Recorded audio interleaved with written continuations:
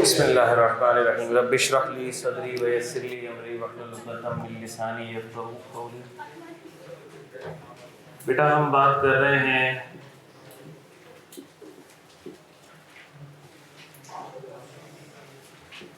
Deductible allowances की, और deductible allowances में सबसे पहला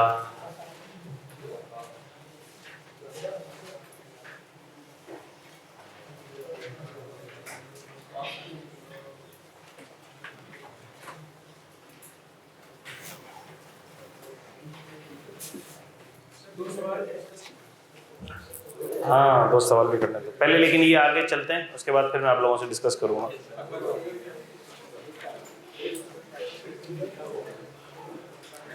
चलो, वो ड्यू रहे, वो मैंने आप लोगों के देखने हैं, वो देख लेंगे, हम डिस्कस कर लेंगे आज की क्लास में, नहीं तो नेक्स्ट क्लास में, लेकिन आज थोड़ा सा इसको आगे बढ़ाते हैं टॉपिक को। अच्छा, ये आप देख सकते हैं, हैंड आउट आप सबके पास आ चुका है। इसके अंदर कल हमने टोटल इनकम की डेफिनेशन पढ़ ली है, देख लें आप लोग, ज़रा हम रीड कर लें ताकि आगे बढ़ें। Total income of a person for a tax year shall be the sum of person's income under all heads of income. ये चैप्टर नंबर 2 डेफिनेशंस को देख रहे हैं हम। Person's income under all heads of income and person's income exempt from tax, कल देख लिया था हमने। टैक्सेबल इनकम की डेफिनेशन भी हमने देख ली थी, मैंने रीड भी कर दी थी। Taxable income of a person for a tax year shall B total income other than exempt income reduced by deductible allowances। Bracket में लिखा हुआ है बट नॉट बिलो जीरो, उसके ऊपर बात करते हैं। चलो, फिर आप देख सकते हैं deductions from total income. Deductible allowances की डेफिनेशन आ रही है, डेफिनेशन नहीं है, बस कुछ इसको रीड कर लेते हैं। Deductible allowance means an allowance that is deductible from total income. कितनी टेक्निकल डेफिनेशन है। डिडक्टेबल अलाउंस वो चीज़ है जो डिडक्टेबल होगा from total income. Deductions from total income to arrive at taxable income. Income is taxable under any of the 5 heads of income, पता है हमें। Total income is the sum of all income under 5 heads of income net of deductions. और हर head of income में जो income calculate होती है, income arrive होती है, वो एक्सपेंसेस की डिडक्शंस के बाद ही होती है ना, सैलरी के अलावा। Admissible under respective head of income and exempt income. तो नेट ऑफ डिडक्शंस भी होती है वो, और एग्जेम्पशंस भी हटा दो, नेट ऑफ एग्जेम्पशंस भी कर दो, एग्जेम्पशंस भी हटा दो। सॉरी, टैक्सेबल इनकम के लिए हटती है, टोटल इनकम के लिए ये इंक्लूड होती है, एग्जेम्प्ट इनकम। ठीक होगी बात। फिर आगे लिखा हुआ है total income shall be reduced by the following amounts. तो टोटल इनकम में से ये सारी अमाउंट्स भी रिड्यूस कर दो और एग्जेम्प्ट इनकम को भी रिड्यूस कर दो, ताकि क्या निकला है आपके पास, टैक्सेबल इनकम। इन सब चीज़ों को मैंने आपको इक्वेशन फॉर्म में कल समझा दिया था, वही बातें सारी लफाजी में यहाँ लिखी हुई हैं और कुछ भी नहीं है। पहला आ गया zakat paid under Zakat and Ushr ordinance. Page number 3 के एंड में एक नोट लिखा हुआ है, where the total deductions from total income exceed the amount of total income then excess shall not be carried forward to the next year. इसका क्या मतलब हुआ? इसका मतलब ये हुआ, बहुत सिंपल सी बात है, कि अगर मेरे पास टोटल इनकम आ रही है सारे हेड्स की मिला के और एग्जेम्प्ट इनकम भी मिला के, अभी एग्जेम्प्ट इनकम को थोड़ी देर के लिए छोड़ दो आसानी के लिए, टोटल इनकम मेरे पास सारी हेड्स की मिलाकर आ रही है, बातें नहीं होंगी, 25 लाख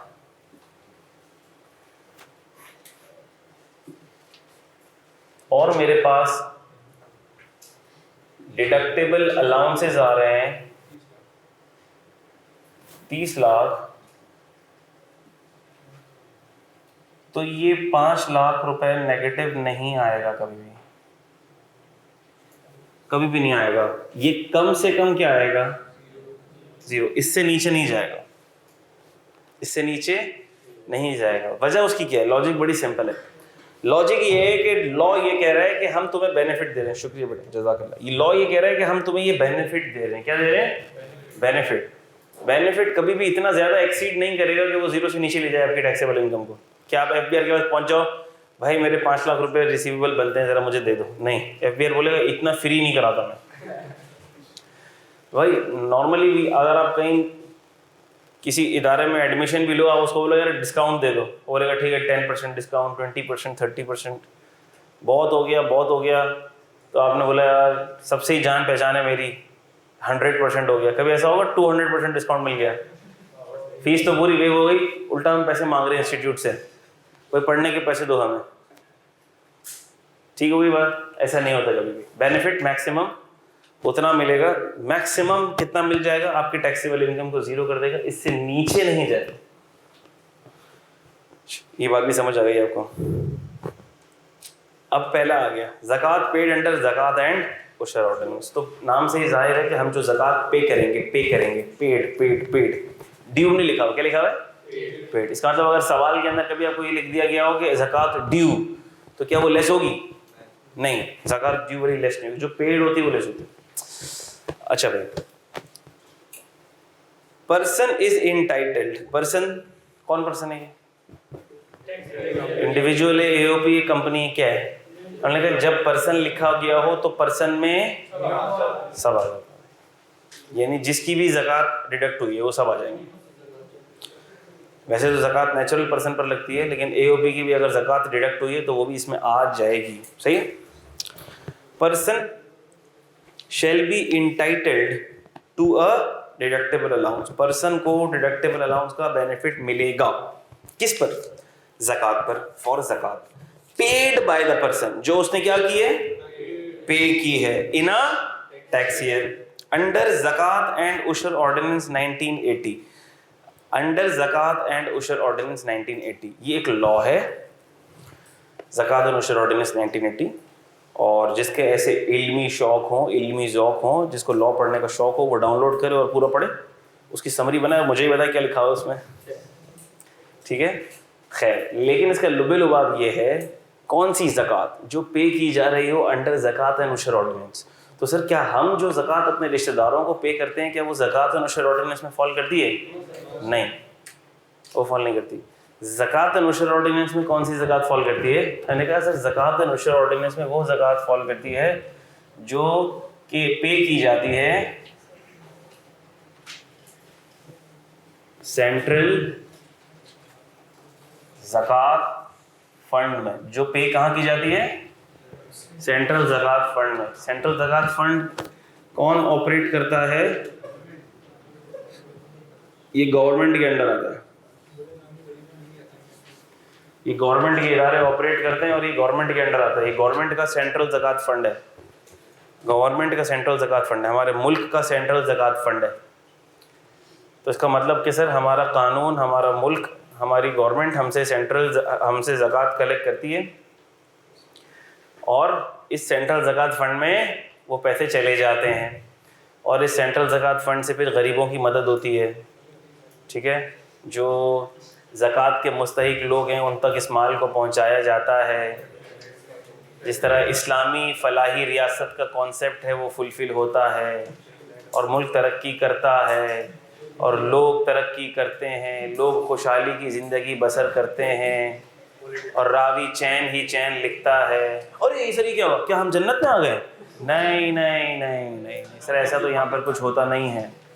ऐसा इसलिए नहीं होता क्योंकि जो अमाउंट भी सेंट्रल ज़कात फंड में जाती है, वो जो ज़कात के मुस्तहिकीन होते हैं ना, उनसे भी ज़्यादा एक मुस्तहिक कैटेगरी होती है, उसको वो पैसे चले जाते हैं, जिसको हम कहते हैं हुक्मरान। वो उससे भी मुस्तहिक कैटेगरी होती है, वो इसमें भी करप्शन कर लेती है। इसमें भी माजी के अंदर सेंट्रल ज़कात फंड में भी कितने करप्शन के स्कैंडल गुजरे हैं। सही है, जज़ाकल्लाह, बहुत शुक्रिया। क्या वो ऑनलाइन वाले बच्चों को आवाज़ आ रही है? मैं उम्मीद कर रहा हूँ आवाज़ आ रही है। ठीक है, आ रही है, आ रही है, बिल्कुल ठीक है। तो अब सर इस सेंट्रल ज़कात फंड में कौन ज़कात देना चाहेगा? क्या मैं ज़कात देना चाहूँगा? क्या आप ज़कात देना चाहेंगे? बल्कि उलमा कहते हैं, उलमा कराम ये कहते हैं कि इस सेंट्रल ज़कात फंड में जो ज़कात जा रही है वो ज़कात आपकी काउंट भी नहीं होगी। यानी कि जो ज़कात इधर चली गई है, यू हैव टू पे इट अगेन। तो हमारी भरपूर कोशिश होगी कि हम कुछ भी करके इधर तो ज़कात पे, लेकिन सर टैक्स बेनिफिट कैसे मिलेगा? फिर हमने कहा भाड़ में गया टैक्स बेनिफिट। टैक्स बेनिफिट लेने के चक्कर में जहन्नुम की आग में जलना पड़ेगा, वो टैक्स बेनिफिट हमको चाहिए ही नहीं। सही है, खैर, लेकिन बहर तौर क्लास के बीच में क्यों कॉलें आती हैं? अच्छा भाई, बहर तौर टैक्स बेनिफिट तो उसी पे मिलेगा कि जो ज़कात किधर जा रही होगी, सेंट्रल ज़कात फंड में। अब सर कौन पे करेगा ये? मैं और आप तो पे नहीं करेंगे, ये कैसे? हमने कहा ना मैं और आप पे नहीं करेंगे, ये कोई भी पे नहीं करेगा। सेंट्रल ज़कात फंड में खुद की खुशी से तो कोई भी पे नहीं करेगा। तो सर फिर इसमें पैसे कैसे जाएंगे, इसमें पैसे कैसे जाएंगे? हमने कहा जो ज़कात एट सोर्स डिडक्ट होती है, कैसे डिडक्ट होती है? एट सोर्स डिडक्ट होती है। तो डिडक्ट करने वाला क्यों डिडक्ट करता है? गवर्नमेंट का डंडा है, लॉ है, काटनी पड़ेगी। तुम जब ये पैसे पे करोगे तो तुम्हें ज़कात काटनी पड़ेगी, तो तुम पे कर सकते हो। तो वो जो ज़कात एट सोर्स डिडक्ट होगी वो किधर जाएगी? वो इधर जाएगी। सर ये ज़कात एट सोर्स कहाँ डिडक्ट होती है, कौन डिडक्ट करता है? आपने हमें ये तो बताया था टैक्स एट सोर्स डिडक्ट होता है, टैक्स की विदहोल्डिंग होती है एट सोर्स, यानी कि पैसे देने वाला एट सोर्स टैक्स को काट लेता है और गवर्नमेंट को जमा करा देता है। तो हमने कहा जिस तरह टैक्स एट सोर्स काटने की जिम्मेदारी गवर्नमेंट ने लगाई थी, इसी तरह कुछ इदारों पर ये जिम्मेदारी भी लगाई होगी कि ये वाली पेमेंट्स करते वक्त तुम क्या काट लेना? ज़कात काट लेना। और किसको जमा करा देना? सेंट्रल ज़कात फंड में जमा करा देना। गवर्नमेंट बहुत शातिर है, गवर्नमेंट को ही पता है कोई भी नहीं देगा, ठीक है, तो हम ये वाले हरबे आजमा लें। तो जो ज़कात कट कर सेंट्रल ज़कात फंड में जाती है, वो ज़कात इस बेनिफिट के लिए एलिजिबल होती है। क्या बात समझ आती है? अब मैं लिखता हूं कि ये ज़कात कहां कहां पर डिडक्ट होती है। नंबर 1,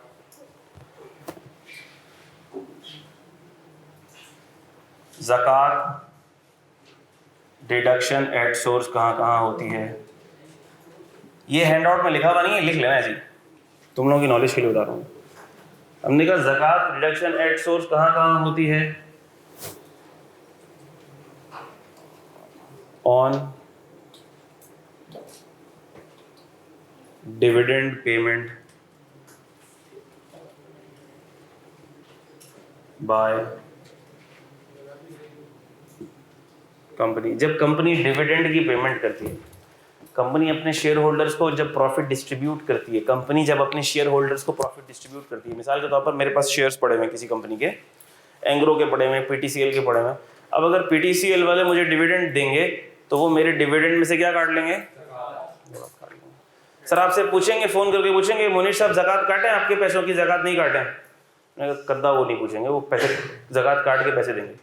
ज़कात भी काटेंगे, टैक्स भी काटेंगे, ज़कात भी काट लेंगे और टैक्स भी काट लेंगे। इसकी कैलकुलेशन IFO इसमें आएगी, डिटेल में समझाऊंगा, अभी नहीं, कैलकुलेशन बाद में जब आएगी तब आएगी ना, उस वक्त समझेंगे।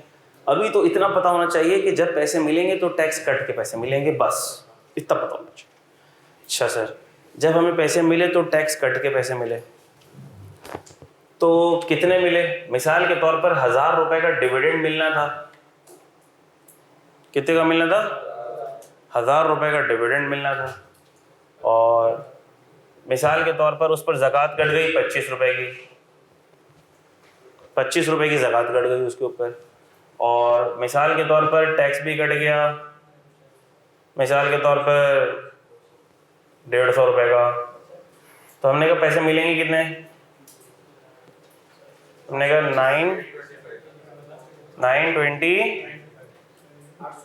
825 सॉरी 825 मिल जाएंगे, चाहिए। ये ज़कात कट जाएगी।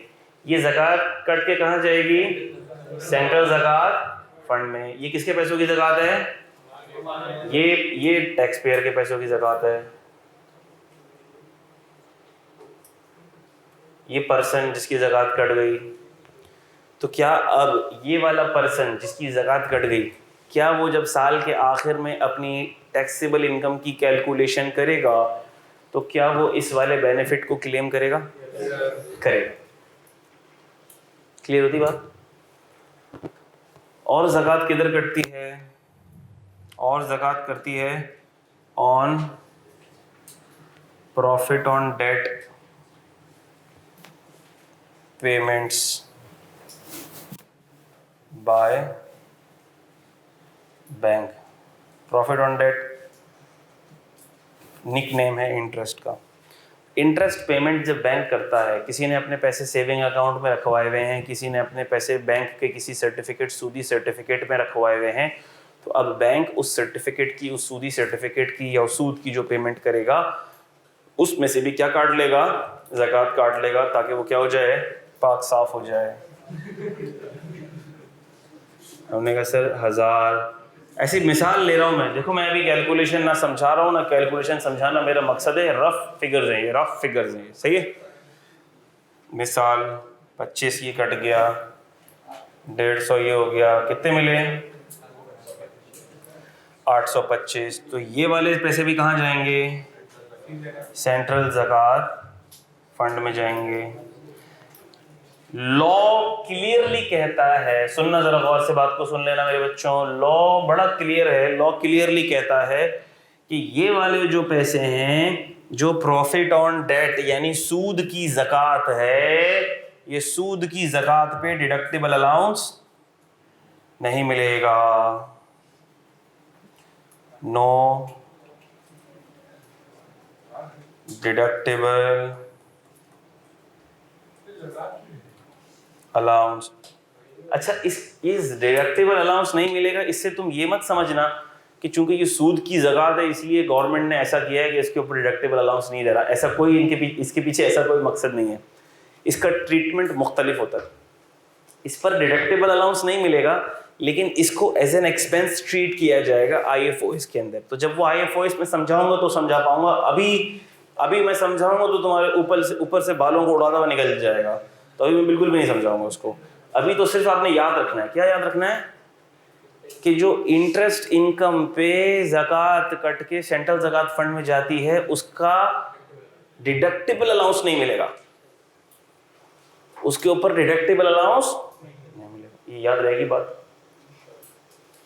तीसरी ज़कात को, अच्छा ये एक एग्जांपल हो गई, ये वाली एग्जांपल थी, ये इसकी एग्जांपल थी। अब तीसरी एग्जांपल आ रही है, on saving account deposits by banks। अच्छा, on 1st रमज़ान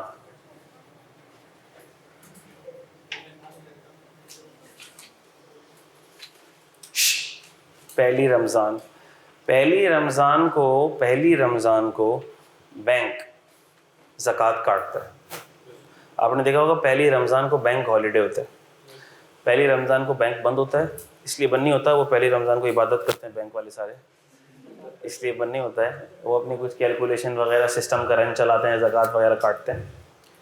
अच्छा, पहली रमज़ान को किस बैंक अकाउंट पे कटती है, ये करंट अकाउंट पे नहीं कट रही होती, ये सेविंग अकाउंट्स पर, सर्टिफिकेट्स पर, इन पे कटती होती है। तो अगर किसी का सेविंग अकाउंट होगा तो पहली रमज़ान को जितना पैसे पड़े हुए होंगे उस पर ज़कात कट जाएगी, ठीक हो गई बात।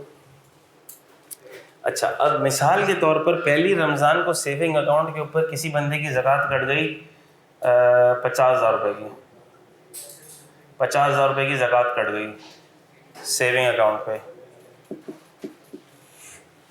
तो हमने कहा ये 50,000 रुपये की ज़कात बैंक काट के कहाँ जमा कराएगा, सेंट्रल ज़कात फंड में। क्या इस पर डिडक्टेबल अलाउंस मिलेगा, इस पे मिलेगा, तो किस पे मिलेगा,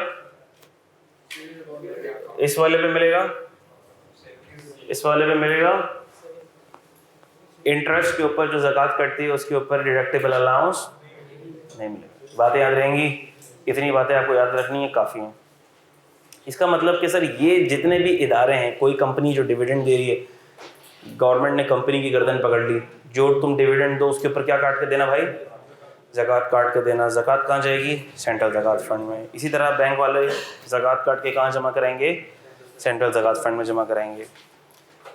और ये जो ज़कात सेंट्रल ज़कात फंड में जाएगी उसमें डिविडेंड वाली ज़कात पर और जो फर्स्ट रमज़ान को बैंक काटते हैं उस ज़कात के ऊपर डिडक्टेबल अलाउंस मिलेगा। लेकिन अगर एग्जाम के क्वेश्चन में क्लियरली गिवन हो कि ये प्रॉफिट ऑन डेट की ज़कात है तो उसके ऊपर डिडक्टेबल अलाउंस नहीं मिलेगा। अच्छा, सजेस्टेड सोल्यूशन में प्रॉफिट ऑन डेट की ज़कात पे भी सोल्यूशन के अंदर ना डिडक्टेबल अलाउंस कैलकुलेट किया हुआ है।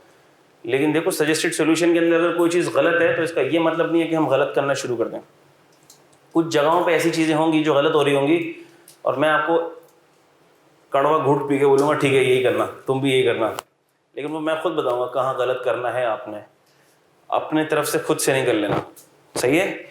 आपको पता होना, आप पढ़ रहे हो ना, सब कुछ ढंग से पढ़ रहे हो ना चीज़ों को, तो आपको पता होना चाहिए क्या चीज़ ठीक है क्या चीज़ गलत है। ये लॉ में लिखा हुआ है, बड़ा क्लियर लिखा हुआ है। अभी हम पढ़ लेंगे कि जो प्रॉफिट ऑन डेट की ज़कात है उसके ऊपर डिडक्टिबल अलाउंस नहीं मिलता। अब जब क्लियरली लिखा हुआ है और क्वेश्चन के अंदर आपको एग्जामिनर तो नहीं, जिसने भी सोल्यूशन बनाया है उसने अगर ये डिडक्टिबल अलाउंस ट्रीट कर लिया है तो आपको नहीं करना चाहिए। दिस इज रॉन्ग, सही है, सिंपल है। हाँ पेपर में से ट्रीट नहीं करोगे डिडक्टिबल अलाउंस। हम सोल्यूशन जब करेंगे क्लास में तो हम उसको डिडक्टिबल अलाउंस ट्रीट नहीं करेंगे। अच्छा, अब सर ये जो सेंट्रल ज़कात फंड में ज़कात कटती है, हम चाहें कि अगर हमारी ये ज़कात ना कटे तो क्या इसका कोई रास्ता है? हाँ, इसका रास्ता है। इसका रास्ता ये है कि ज़कात डिक्लेरेशन फॉर्म आता है, ज़कात डिक्लेरेशन फॉर्म आता है, वो आप जमा करा दें। अब ये बात मैं वो बता रहा हूँ जो किताब मैंने लिखी हुई है, लेकिन आपके पते की बात बता रहा हूँ मैं, सही है। तो इसका मतलब अगर आपके वालिद साहब की ज़कात कटती है, वैसे तो उनको पता होगा, बैंक वाले भी बता देते हैं, ब्रोकर भी बता देते हैं, जो जहाँ से शेयर्स लिए हुए होते हैं ना, जहाँ से शेयर्स लिए हुए होते हैं वो ब्रोकर भी बता देते हैं भैया ज़कात डिक्लेरेशन फॉर्म जमा करा दो वरना डिविडेंड पे ज़कात कटिएगी। तो इतना पता होता है सबको, लेकिन अगर किसी को नहीं पता फिर भी, तो वो क्या करे, ज़कात डिक्लेरेशन फॉर्म ले। सस्ता सा फॉर्म होता है, 25-50 रुपये का फॉर्म होता है, जो कि ऊपर के पैसे मिला के 150-200 रुपये का मिलता है। आपको पता है ना भाई, 25 रुपये का फॉर्म भी सिटी कोर्ट से बाहर से मिलेगा तो वो 50 रुपये ऊपर ही मिलेगा। तो खुद 25 रुपये का फॉर्म होगा लेकिन आपको 100 रुपये का मिल रहा होगा, 150 का मिल रहा होगा, सही है। बॉन्ड पेपर के ऊपर होता है ज़कात डिक्लेरेशन फॉर्म, उसके ऊपर आप पर्टिकुलर्स फिल करें और पर्टिकुलर्स फिल करने के बाद आप वो बैंक में जमा कराते हैं, जिधर भी बैंक अकाउंट है, सेविंग अकाउंट है, बल्कि नहीं उससे भी पहले कोशिश करें सेविंग अकाउंट में पैसे ही ना हो, उस पर सूद आए ना, ठीक है, सूद आए ही ना उसके ऊपर, ना सेविंग अकाउंट में पैसे हो, ना उसके ऊपर सूद आता हो, ना उसके ऊपर ज़कात कटती हो, ठीक है। हाँ, लेकिन अगर किसी ने इस्लामिक बैंक में भी अकाउंट खुलवाया है और वो इस्लामिक बैंक के अंदर भी जो प्रॉफिट मिलता होता है उस पर भी ज़कात कटती है, तो ज़कात डिक्लेरेशन फॉर्म जमा करा देना चाहिए बैंक में। इसी तरह से जिसने शेयर अकाउंट खुलाया हुआ हो वो अपने ब्रोकर के पास ज़कात डिक्लेरेशन फॉर्म जमा करवा दे ताकि डिविडेंड के ऊपर भी ज़कात उसकी ना कटे। ये बात टिप बता दी मैंने आपको। अच्छा भाई, अब इसको पढ़ लें, आओ पढ़ लेते हैं। A person shall be entitled to a deductible allowance for zakat paid by the person in a tax year under zakat and ushur ordinance। Sir सवाल के अंदर ज़कात गिवन है, सिर्फ ज़कात गिवन है, सिर्फ ज़कात गिवन है, कुछ नहीं लिखा हुआ, कुछ नहीं लिखा हुआ। क्या अज्यूम करेंगे, क्या अज्यूम करेंगे, क्या वो ज़कात एंड उशर ऑर्डिनेंस वाली है या ज़कात एंड उशर ऑर्डिनेंस वाली नहीं है? हमने कहा अगर कुछ नहीं लिखा हुआ, सिर्फ लिखा हुआ है ज़कात या ज़कात पेड या सिर्फ ज़कात, तो हम ये अज्यूम करेंगे कि वो ज़कात एंड उशर ऑर्डिनेंस वाली ज़कात है और उस पर हम बेनिफिट कैलकुलेट करेंगे। वेयर, अच्छा दूसरा वाला पॉइंट छोड़ दो, तीसरा वाला, zakat paid to relatives will not be deducted. ज़कात जो रिलेटिव्स को पे की जाएगी वो कंसीडर नहीं की जाएगी, because it is not considered as zakat as per zakat and Ushr ordinance. है तो ज़कात, लेकिन ज़कात एंड उशर ऑर्डिनेंस के तहत ये ज़कात नहीं मानी जाएगी, क्योंकि उसके तहत ज़कात वही मानी जाएगी जो कहाँ जाएगी, सेंट्रल ज़कात फंड में। आखिरी का नोट भी पढ़ लो, NB, if question is silent about zakat, अगर क्वेश्चन ज़कात के बारे में साइलेंट है, assume that zakat is being paid under zakat and ushur ordinance 1980। Clear है बात? बीच वाला पैराग्राफ भी पढ़ लेते हैं। where zakat has been deducted out of profit on debt, ये वाला केस 2 वाला, where zakat has been deducted out of profit on debt, और ये profit on debt किस हेड में चार्जेबल होगा? Chargeable under the head income from other sources. Such zakat shall not be deducted out of total income, तो हमने कहा वो total income में से लेस नहीं होगी, यानी कि वो डिडक्टेबल अलाउंस ट्रीट नहीं की जाएगी। Such zakat shall not be deducted out of total income, rather it shall be allowed as a deduction while computing income from other sources. जब तुम इनकम फ्रॉम अदर सोर्सेज को कंप्यूट करोगे तो इसको वहां से लेस कर लेना, यहां से लेस नहीं होगी। तो ये लेस कैसे होगी ये हम बाद में देखेंगे, ठीक हो गई बात। लेकिन लॉ ने बड़ा क्लियर कर दिया कि जो प्रॉफिट ऑन डेट की ज़कात होगी वो डिडक्टेबल अलाउंस ट्रीट नहीं होगी। यहां तक सारी बातें क्लियर हैं? ये वाला पॉइंट पूरा क्लियर है सबको? और इसमें कोई ऐसी बात नहीं जो मैं आपको बताना चाह रहा हूं, बस यही बातें हैं, ठीक है। अच्छा भाई, आसान सा पॉइंट था ये। अगला पॉइंट, अगले दोनों पॉइंट्स बिल्कुल सिंपल हैं, आसान से हैं, आते तो नहीं हैं। आप रीड करो, मैं चाय पीता हूँ फिर समझाता हूँ। रीड कर लो जब तक दोनों। हाँ, WWF और WPPF। अच्छा भाई, तो आप लोगों ने रीड कर लिया होगा और आप लोगों को समझ भी इसमें सब कुछ नहीं आया होगा। रब कर दो ये।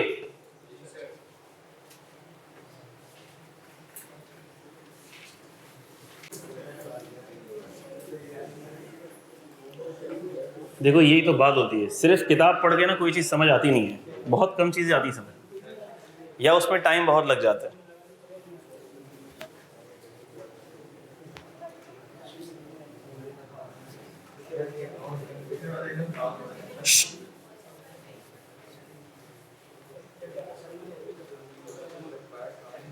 बी और सी की बात कर रहा हूं मैं, बी और सी। बी क्या है भाई? WWF। और सी क्या है भाई?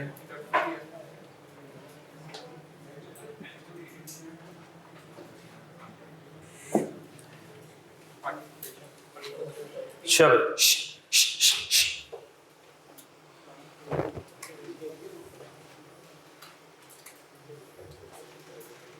गौर से सुनेंगे सब। अच्छा, जितना मैं समझाऊंगा उतना समझ लेना काफी है इसके अंदर। WWF और WPPF क्या है? कि WWF और WPPF की पेमेंट्स भी रेगुलेटरी पेमेंट्स हैं, यानी कि ये पेमेंट्स भी किसी लॉ के तहत की जाती हैं। किसके तहत की जाती हैं? लॉ की रिक्वायरमेंट है। सर ये WWF की पेमेंट किस लॉ की रिक्वायरमेंट है? ये WWF ऑर्डिनेंस 1971 की रिक्वायरमेंट है। सर ये WPPF किस लॉ की रिक्वायरमेंट है? ये WPPF companies profit worker participation act 1968 की रिक्वायरमेंट है। ये लॉ कहता है कि ये पेमेंट आपने देनी है।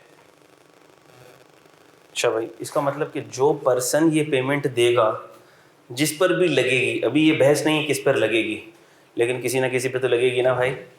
पेमेंट मांग रहे हैं तो कोई तो देगा, जिस पे भी लगेगी उसकी तो जेब से ये पैसे निकलेंगे ना, तो उसके लिए ये क्या होगा? एक्सपेंस। उसके लिए क्या होगा? एक्सपेंस। तो लॉ क्या कहता है? लॉ ये कहता है कि नहीं नहीं नहीं, एक्सपेंस ट्रीट ना करो इसको। क्या ट्रीट ना करो? इसको एक्सपेंस ट्रीट ना करो।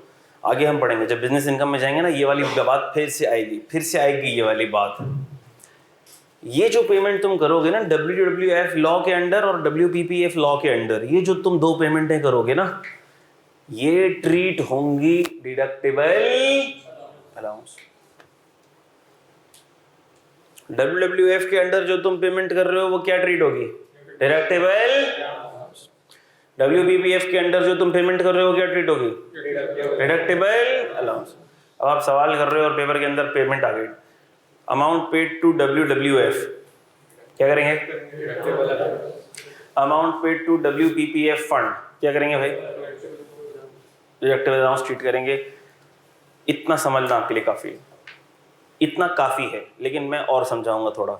तो अगर आगे की बात किसी के सर पे से गुजर भी जाए तो वो माइंड ना करे। क्या इतना समझ आ गया? ठीक है, अब मैं थोड़ा सा आगे समझाऊंगा एडवांस लेवल की बात जो आपको आनी चाहिए। मेरे हिसाब से स्टूडेंट्स को कुछ बातें पता होनी चाहिए, वो मैं समझा देता हूँ। और अगर किसी को नहीं भी आती समझ तो माइंड करने की बात नहीं। WWF और WPPF की पेमेंट है क्या? WWF की पेमेंट है वर्कर वेलफेयर फंड, और WPPF का मतलब है वर्कर प्रॉफिट पार्टिसिपेशन फंड। जब आप लोग थोड़े बड़े हो जाएंगे, मतलब अभी भी काफ़ी बड़े हैं लेकिन थोड़े से और से बड़े हो जाएंगे, जब आप इंशाल्लाह ताला क्वालिफाई कर जाएंगे, कंपनीज में सीनियर पोजीशंस पर जाएंगे, तब आप लोग देखेंगे कि लॉ सिर्फ वो नहीं जो आपने पढ़े हैं, लॉज तो बहुत सारे हैं। और लॉज में बहुत सारे लॉज हैं, एम्प्लॉयमेंट और लेबर लॉज, और वो बहुत सारे एम्प्लॉयमेंट और लेबर रिलेटेड जो लॉज हैं उनमें ये लॉज भी हैं, worker welfare fund, worker profit participation fund. ये लॉज बेसिकली क्या कर रहे हैं? ये लॉज बेसिकली एम्प्लॉइज का, किसका? एम्प्लॉइज के बेनिफिट के लिए काम कर रहे हैं, एम्प्लॉइज का इंटरेस्ट सिक्योर कर रहे हैं। जैसे WWF की जो पेमेंट्स हैं, ये WWF की पेमेंट किसके पास जाती है? ये जाती है हुकूमत के पास। और आपको पता है कि हुकूमत कितनी परेशान रहती है आवाम की फलाह और बहबूद के लिए। तो इसी तरह से ये WWF की पेमेंट भी हुकूमत के पास जाएगी, क्योंकि हुकूमत में एक डिपार्टमेंट होगा, लेबर शेबर का डिपार्टमेंट होगा। वो जितना भी मजदूर तबका है उससे रिलेटेड बहुत फिक्रमंद होगा वो तबका, उसका तो काम ही यही होगा। तो वो क्या करेगा, वो WWF के चार्ज लगाएगा। एक लॉ बना हुआ है, उसके तहत वो WWF का चार्ज कलेक्ट करेगा, और वो जो पैसे कंपनियों से या पर्सन से या मैन्युफैक्चरर से कलेक्ट होंगे उसको मजदूरों की फलाह बहबूद के लिए इस्तेमाल करेगा। उससे स्कूल बनाएगा, उनके लिए हॉस्पिटल्स बनाएगा, कॉलेजेस, उनके बच्चे पढ़ें, मजदूरों के बच्चे पढ़ें, उनको ट्रेनिंग मिले। अब मिल रही है नहीं मिल रही है वो अलग बात है, लेकिन ये इस इदारे का काम होगा। जो भी वर्कर वेलफेयर फंड जो जमा होगा ये हुकूमत के पास पैसा जाएगा। अब हुकूमत के पास जाएगा तो क्या होगा आप खुद ही समझ लो, लेकिन जा किस मकसद के लिए लाया वो मैंने बता दिया आपको। अब जिसको मजीद तफसील मालूम करनी हो वो नेट पे जाए, WWF ऑर्डिनेंस खोले, डाउनलोड करे, समरी बनाए, मुझे ही बताए। सही है वही बात?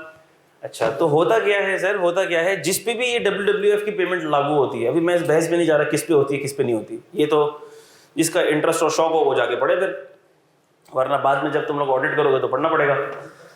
जिस पर भी ये पेमेंट लागू होती है, WWF की जो पेमेंट होती है, अगर मैं भूल नहीं रहा तो 2% ऑफ प्रॉफिट बिफोर टैक्स और 2% ऑफ PBT और taxable income whichever is higher पर लगता है।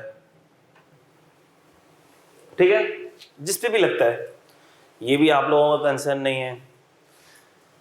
मैंने आपको लेकिन एक परसेंटेज बता दी, 2% लगता है, 2% ऑफ प्रॉफिट बिफोर टैक्स पे लगेगा। अच्छा सर, ये लग के जाएगा किधर? ये हुकूमत के पास जाएगा। पहले ये जाता था सेंट्रल गवर्नमेंट को। किसको जाता था? फेडरल गवर्नमेंट के पास जाता था पहले। तो पहले जो भी जिस पे भी WWF लगता था वो WWF के पैसे WWF के अकाउंट में जमा कराता होगा, और वो अकाउंट किसके पास होता होगा? फेडरल गवर्नमेंट के पास होता होगा। वो पैसे फेडरल गवर्नमेंट के पास जाते होंगे। लेकिन 18वीं तरमीम आने के बाद, हमारे आइन में 18वीं तरमीम आई। 18वीं तरमीम जब आई तो प्रोविंसेस को हमने शेयर दे दिए पैसों के, तो काफ़ी सारे रेवेन्यूज़ प्रोविंसेस को जाते हैं, फेडरल गवर्नमेंट को नहीं जाते। तो 18वीं तरमीम के बाद ये WWF और WPPF के पैसे भी किसको जाने लगे? प्रोविंशियल गवर्नमेंट को जाने लगे। तो अब ये पैसे किसके पास जाते हैं? प्रोविंशियल गवर्नमेंट के पास जाते हैं। बात समझ आ गई? अच्छा भाई, तो ये भी प्रोविंशियल के पास जाता होगा और ये भी प्रोविंशियल के पास जाता होगा। यानी कि मिसाल के तौर पर सिंध है और उसके अंदर एक ऑर्गेनाइजेशन है, मिसाल के तौर पर AB टेक्सटाइल्स। वो कहाँ काम कर रही है? सिंध में काम कर रही है। और हमने बोला AB टेक्सटाइल कंपनी, हमने कहा ये AB टेक्सटाइल कंपनी सिंध में काम कर रही है, इसको WWF देने हैं। कितने बनते हैं इसके पैसे? भाई इसके WWF के पैसे बनते हैं 10 लाख रुपए। क्या करे? दे दे। किसको दे दे? सिंध गवर्नमेंट को देने पड़ेंगे। दे दिए।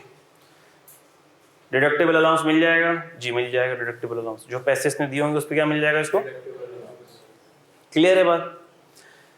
लेकिन लॉ क्या कहता है?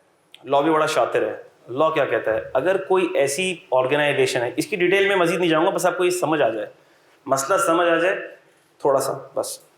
लॉ ये कहता है अगर कोई ऐसी ऑर्गेनाइजेशन है जो ट्रांस प्रोविंशियल ऑर्गेनाइजेशन है। कौन सी ऑर्गेनाइजेशन है?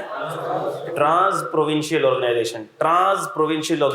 इसका मतलब क्या है? ऐसी ऑर्गेनाइजेशन जो मल्टीपल प्रोविंसेस में ऑपरेट कर रही है, जिसके ऑफिसेज मल्टीपल प्रोविंसेस में हैं, जिसके एम्प्लॉइज मल्टीपल प्रोविंसेस में हैं। मिसाल ले रहा हूँ मैं, जैसे कि गुलेमत टेक्सटाइल हो गई। अब गुलेमत टेक्सटाइल का हेड ऑफिस भले कराची में हो, लांडी में हो, लेकिन गुलेमत टेक्सटाइल के यूनिट्स लाहौर में भी हो सकते हैं, इस्लामाबाद में भी हो सकते हैं, वहाँ पे भी उसके एम्प्लॉइज काम कर सकते हैं। होलसेल बिजनेस हो सकता है, रिटेल बिजनेस हो सकता है, ठीक है। और वो मिसाल के तौर पर WWF के पैसे सिंध गवर्नमेंट को दे देती है, तो क्या उसको डिडक्टेबल अलाउंस मिलेगा? हमने कहा फिर लॉ कहता है कि ट्रांस प्रोविंशियल ऑर्गेनाइजेशन को नहीं मिलेगा। लॉ ये कहता है, इसके ऊपर फट्टा चल रहा है। इसके ऊपर क्या चल रहा है, इसके ऊपर ही फड्डा चल रहा है, केस चल रहे हैं। लॉ तो ऐसे ही होता है ना, जब लॉ आ जाता है, कोई नया लॉ आ जाता है तो फिर उसके ऊपर चीज़ें चलती रहती हैं, फड्डे चलते रहते हैं। ठीक होगी बात।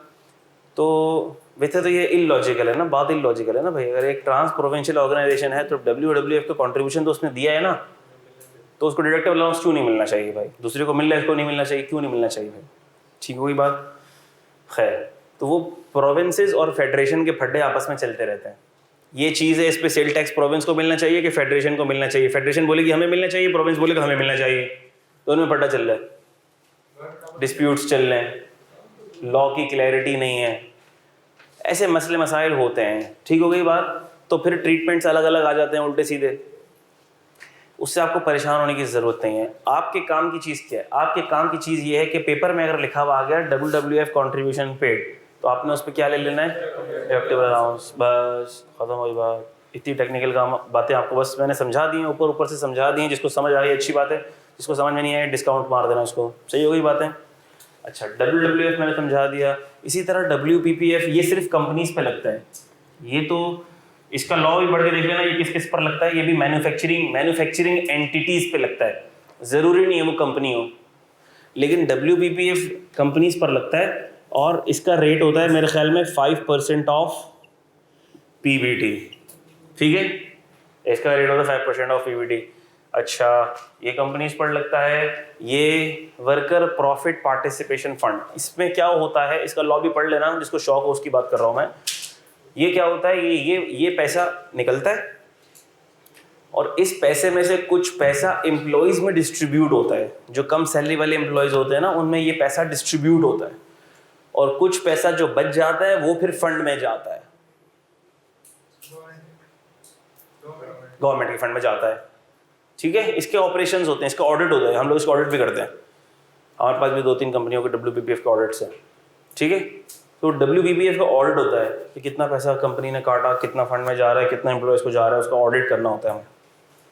तो कहने का मकसद ये है कि WPPF का भी नेचर एम्प्लॉयज की फलाह बहबूद है। दूसरे तरीके से है, इसका दूसरा लॉ है, लेकिन ब्रॉडर ऑब्जेक्टिव सेम है। सही है, और बाकी सारे अल्फाज भी सेम है। तो आओ इसको पढ़ लें। जितनी बातें हमने पढ़नी थी वो हमने समझनी थी, समझ ली। आओ पढ़ लेते हैं इसको। A person shall be entitled to a deductible allowance for the amount of any WWF paid by the person। तो पर्सन को डिडक्टेबल अलाउंस मिलेगा, किस अमाउंट पर मिलेगा? जो भी अमाउंट वो WWF का पे करेगा bye the person in the tax year. Tax year में जो भी वो WWF का कंट्रीब्यूशन अमाउंट पे करेगा, किस लॉ के तहत? अंडर WWF ऑर्डिनेंस 1971 और under any law relating to WWF enacted by provinces, जो प्रोविंसेस ने भी इनेक्ट किया होगा आफ्टर 18th कॉन्स्टिट्यूशनल अमेंडमेंट 2010। 18वीं तरमीम के बाद अगर प्रोविंसेस ने कोई लॉ WWF का इंट्रोड्यूस किया है, उस लॉ के तहत या WWF ऑर्डिनेंस 1971 के तहत जो भी WWF का कंट्रीब्यूशन पे होगा उस पे क्या मिलेगा? Deductible allowance. हाउएवर, लेकिन no deductible allowance will be allowed where an amount is paid to provinces by a trans provincial organisation. लेकिन डिडक्टेबल अलाउंस नहीं मिलेगा किसी ऐसी ऑर्गेनाइजेशन को जो ट्रांस प्रोविंशियल ऑर्गेनाइजेशन है। मेरे रहमो गुमान में भी नहीं है कि आपके पेपर में ऐसी कोई चीज़ आनी चाहिए, लेकिन अगर किस्मत बहुत ही ख़राब हो और ऐसी कोई चीज़ लिखी भी आ जाए कि WWF कंट्रीब्यूशन पेड और ब्रैकेट में लिख दिया जाए ये ट्रांस प्रोविंशियल ऑर्गेनाइजेशन है, तो फिर उसको डिडक्टेबल अलाउंस आप लोग मत लेना। ऐसा कभी आता नहीं है, ना ये आता है, एग्जामिनर को इसमें कोई इंटरेस्ट नहीं है। ये CA फाइनल के सवाल में आता है बहुत, WPPF। यस, ठीक है, उसमें भी कोई WWF की टेक्निकलिटी नहीं आती, WPPF की टेक्निकलिटी नहीं आती, टैक्स की टेक्निकलिटी आती है। ठीक है ना? WPPF, अ पर्सन, सेम चीज जो ऊपर लिखी हुई है वही नीचे लिखी हुई है, सेम टू सेम वर्डिंग्स के साथ। Person shall be entitled to deductible allowance for amount of any WPPF paid by the person in a tax year. Payment, हाँ पेमेंट पे, ये भी पेड जो पे करेगा उस पर मिलेगा। Paid by a person in a tax year in accordance with the provisions of the Companies Profit Workers Participation Act 1968 under any law relating to WPPF enacted by provinces after 18th constitutional amendment. However, लेकिन कोई deductible allowance नहीं मिलेगा where any amount is paid to provinces by a trans-provincial organization. क्या ये बातें सबको समझ आ गई हैं? चलो, आसान बातें थी। तो अगर मैं सिंपल छोटी सी एक कैलकुलेशन बनाऊं, इधर मैं अगर कहूं, एक एग्जांपल लेता हूं, मैं एक एग्जांपल लेता हूं, मिस्टर ए है और मिस्टर ए की टोटल इनकम है 45 लाख रुपीस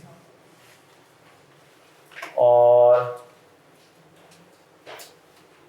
ज़कात पे की है, ज़कात डिडक्टेड ऑन डिविडेंड 50,000,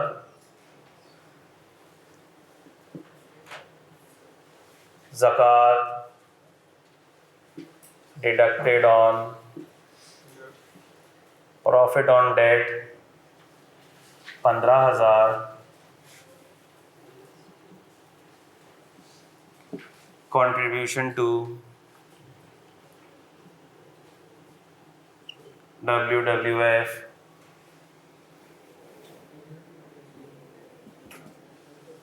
25,000 और मैं आपसे कहूँ कैलकुलेट टैक्सेबल इनकम, तो क्या आप लोग कैलकुलेट कर सकते हैं? बहुत टेक्निकल सवाल तो नहीं है ये, बहुत आसान सवाल है सर। कितना? 45 लाख रुपए में से क्या ये लेस करोगे? ये लेस करोगे? ये लेस करोगे? खत्म हो गया, बस आंसर आ जाएगा। प्रॉफिट ऑन डेट वाली ज़कात लेस नहीं होती डिडक्टेबल अलाउंस में से। सही हो गई बात? क्या बेटा, किसने पूछा ये सवाल? हमें कैसे क्या पता लगेगा? अच्छा सवाल है, अरे अच्छा सवाल है। किसने पूछा है भाई? तुम्ही ने पूछा है। जो पीओडी पे ज़कात कटी हुई होगी ना, उसमें से बदबू आ रही होगी। प्रॉफिट ऑन डेट पे वाली, प्रॉफिट ऑन डेट के ऊपर जो ज़कात कटी हुई होगी उसमें से स्मेल आ रही होगी, आपको पता लग जाएगा ये प्रॉफिट ऑन डेट की ज़कात है। तो यार एग्जामिनर बताएगा ना, मेरे बच्चों कैसी बातें करते हो तुम लोग यार। मतलब नहीं सर, हम जो मिस्टर ए नाम लिखा हुआ होगा ना, जीशान, हम वो एग्जामिनर बोलेंगे इसका फ़ोन नंबर दे, हम पूछेंगे फ़ोन करके यार प्रॉफिट ऑन डेट की ज़कात की कि डिविडेंड की ज़कात। और अगर कुछ भी नहीं लिखा हुआ तो भाई लेस कर देना, खत्म हो गई। मैंने पहले बता दिया था। सही हो गई बात? सही हो गई? क्लियर है?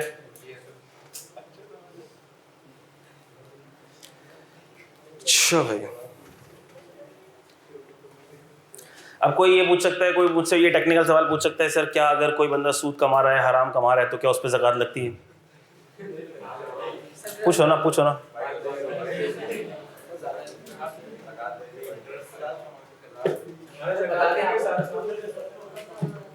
अच्छा, ये बात आपको पता है, हमें पता है, हम सबको पता है कि सूद, इंटरेस्ट का जहां वर्ड आ जाएगा, सूद हराम है। ना सिर्फ हराम है बल्कि गुनाहों के अंदर भी जिसको कहते हैं ना सबसे टॉप का गुनाह है, टॉप लेवल का गुनाह है, सबसे टॉप चोटी का गुनाह इसको कहते हैं सूद। इतना बड़ा गुनाह है, सही है। और ये सूद इतना बड़ा गुनाह है कि हदीस में आता है, इसका मफ़हूम है कि जो बंदा सूद लेता है ये ऐसा ही है कि उसने अल्लाह और उसके रसूल से जंग का ऐलान कर दिया हो, जंग का ऐलान कर दिया हो। ठीक है, तो क्या कोई अपने बनाने वाले से, खालिक से, अल्लाह से जंग का ऐलान कर सकता है? नहीं। आज जितने भी मसले मसाइल हम पर आए हुए हैं, हमारा पूरा इकोनॉमिक सिस्टम डाउन हुआ है, हर बंदा परेशानी में मुब्तला है, वो यही बात है, सूद। हमारा पूरा इकोनॉमिक सिस्टम इंटरेस्ट पे बेस करता है, सूद पे बेस करता है। देखो सूद तो ऐसी गलीज़ चीज़ है, ऐसी गलीज़ चीज़ है, इतनी गंदी चीज़ है कि इसको कोई भी, जिसके पास अल्लाह ने अक्ल दी है ना, यार आप जो बात कर रहे हो बेटा, हमें भी बताओ, हमें भी सुननी है, क्या बात हो रही है? नहीं, क्या बात हो रही है इतनी कीमती, बता दो ना। कैसे कर लेते हो तुम लोग ऐसी हरकतें? टीचर खड़ा हुआ है क्लास में, बातें चल रही हैं यार, बहुत अफसोस की बात है। तो क्या बात कर रहा था मैं? हाँ, कोई भी सलीमुल अक़ल और सलीमुल फितरत इंसान ऐसा नहीं हो सकता जो बोले सूद ठीक है। ठीक है, नॉट ओनली अबाउट मुस्लिम्स, मैं सिर्फ ये बात नहीं कर रहा कि इस्लाम ने तो चलो क्लियरली बोल दिया ना ये नाजायज़ है, हराम है, लेकिन सूद के नुकसानात से कोई इनकार नहीं कर सकता। ठीक है, सूद क्या है? सूद is basically the exploitation of counter party, that's it, exploitation of counter party. आज एक बंदा मजबूर है, उसको पैसे चाहिए, उसने पैसे लिए हैं, आप उसको पैसे दो। मिसाल के तौर पर, आपका नाम क्या है? अब्दुल रहमान। अब्दुल रहमान की मिसाल के तौर पर कोई ज़रूरत है, अब्दुल रहमान को पैसे चाहिए। अब्दुल रहमान ने मुझे कहा सर मुझे ज़रूरत है पैसों की, 1 लाख रुपए दे दें। मैं कहा ठीक है भाई, आप 1 लाख रुपए ले लें। मुझे पता है ये बंदा मजबूर है और मैं उसको बोलूँ यार 1 लाख रुपए तो तुम दोगे, लेकिन जब तुम 1 साल बाद मुझे लौटाओगे तो तुम 1 साल बाद जो है ना मुझे 25% सूद के साथ 1.25 लाख रुपए लौटाओगे तुम मुझे। अब अगर आज ये बंदा मजबूर है तो वो बोलेगा यार मैं क्या करूँ, मुझे तो लेने पड़ेंगे पैसे। अब अगर कोई बंदा अपनी बीमारी की वजह से, घर में कोई बीमार है या कोई और मजबूरी है, उसकी वजह से कोई लोन लेता है, किसी से लोन लेता है, तो क्या उसकी मजबूरी का फ़ायदा उठाना चाहिए? नहीं। हमारा दीन ये कहता है कि आप उसको लोन देना चाहते हो लोन दो, सूद ना लो, उस पर सूद लेना जायज़ नहीं। क्योंकि असल जो दीन आपको क्या सिखाता है? मोहब्बत, भाईचारा, हमदर्दी। अगर आपने सामने वाले को पैसे दिए और उस पर सूद लिया तो ये तो आपने उसकी मजबूरी का फ़ायदा उठाया, जो सबसे घिनौना जुर्म है, सबसे गलीज़ काम है किसी की मजबूरी का फ़ायदा उठाना। इसीलिए इसको हराम करार दे दिया। लेकिन सर कंपनी लोन ले रही है, कंपनी सूद दे रही है, उसमें क्या मजबूरी, उसमें किसी की क्या मजबूरी? ये तो आपकी लॉजिक इस पर तो ठीक नहीं बैठती है, समझ नहीं आ रही है। अगर एक कंपनी है, $multi-million कंपनी है और वो अपना बिजनेस चलाने के लिए लोन ले रही है बिजनेस चलाने के लिए, तो आपको क्या मसला है? जो कंपनी लोन ले रही है वो खुशी से सूद दे रही है, जिस बैंक ने लोन दिया है वो खुशी से सूद ले रहा है। जब सूद देने वाले को मसला नहीं है, सूद लेने वाले को मसला नहीं है, तो ये गुनाह क्यों है? हमने कहा किसी चीज़ के गुनाह या सही गलत या सही होने का क्राइटेरिया ये थोड़ी होता है करने वाले दो हैं और उनमें से आपस में किसी को भी कोई मसला नहीं है, कोई मुजाहिदा नहीं है, तो करने वाले को करने दो जो करता है। हमने कहा this principle is not applicable and this principle is not valid. अगर अब ये वैलिड कर लेंगे तो फिर खत्म ही हो गई काम। तो हमने कहा ये प्रिंसिपल नहीं होता कि देने वाला सूद दे रहा है खुशी से दे रहा है, लेने वाला सूद ले रहा है खुशी से ले रहा है, ये सही हो गया। नहीं। जब कोरोना आया तो पूरी दुनिया ने देखा, क्योंकि देखो उसूल किसने बयान किए? उसूल बयान करने वाला कौन है? हमारा मैन्युफैक्चरर, हमारा खालिक, हमारा मालिक, हमारा रब, अल्लाह ने उसूल बता दिया। मिसाल ले रहा हूँ मैं, हमारे जहन में, हमारी अकल में उस वक्त वो उसूल नहीं आ रहा, समझ में नहीं आ रहा यार ये क्यों, ऐसा क्यों? हाँ, जब अल्लाह ने कोई उसूल बता दिया ना, नाउ डोंट आस्क क्वेश्चंस। ये चीज तो शैतान ने भी की थी, मैं क्यों सजदा करूं, मैं आदम को क्यों सजदा करूं?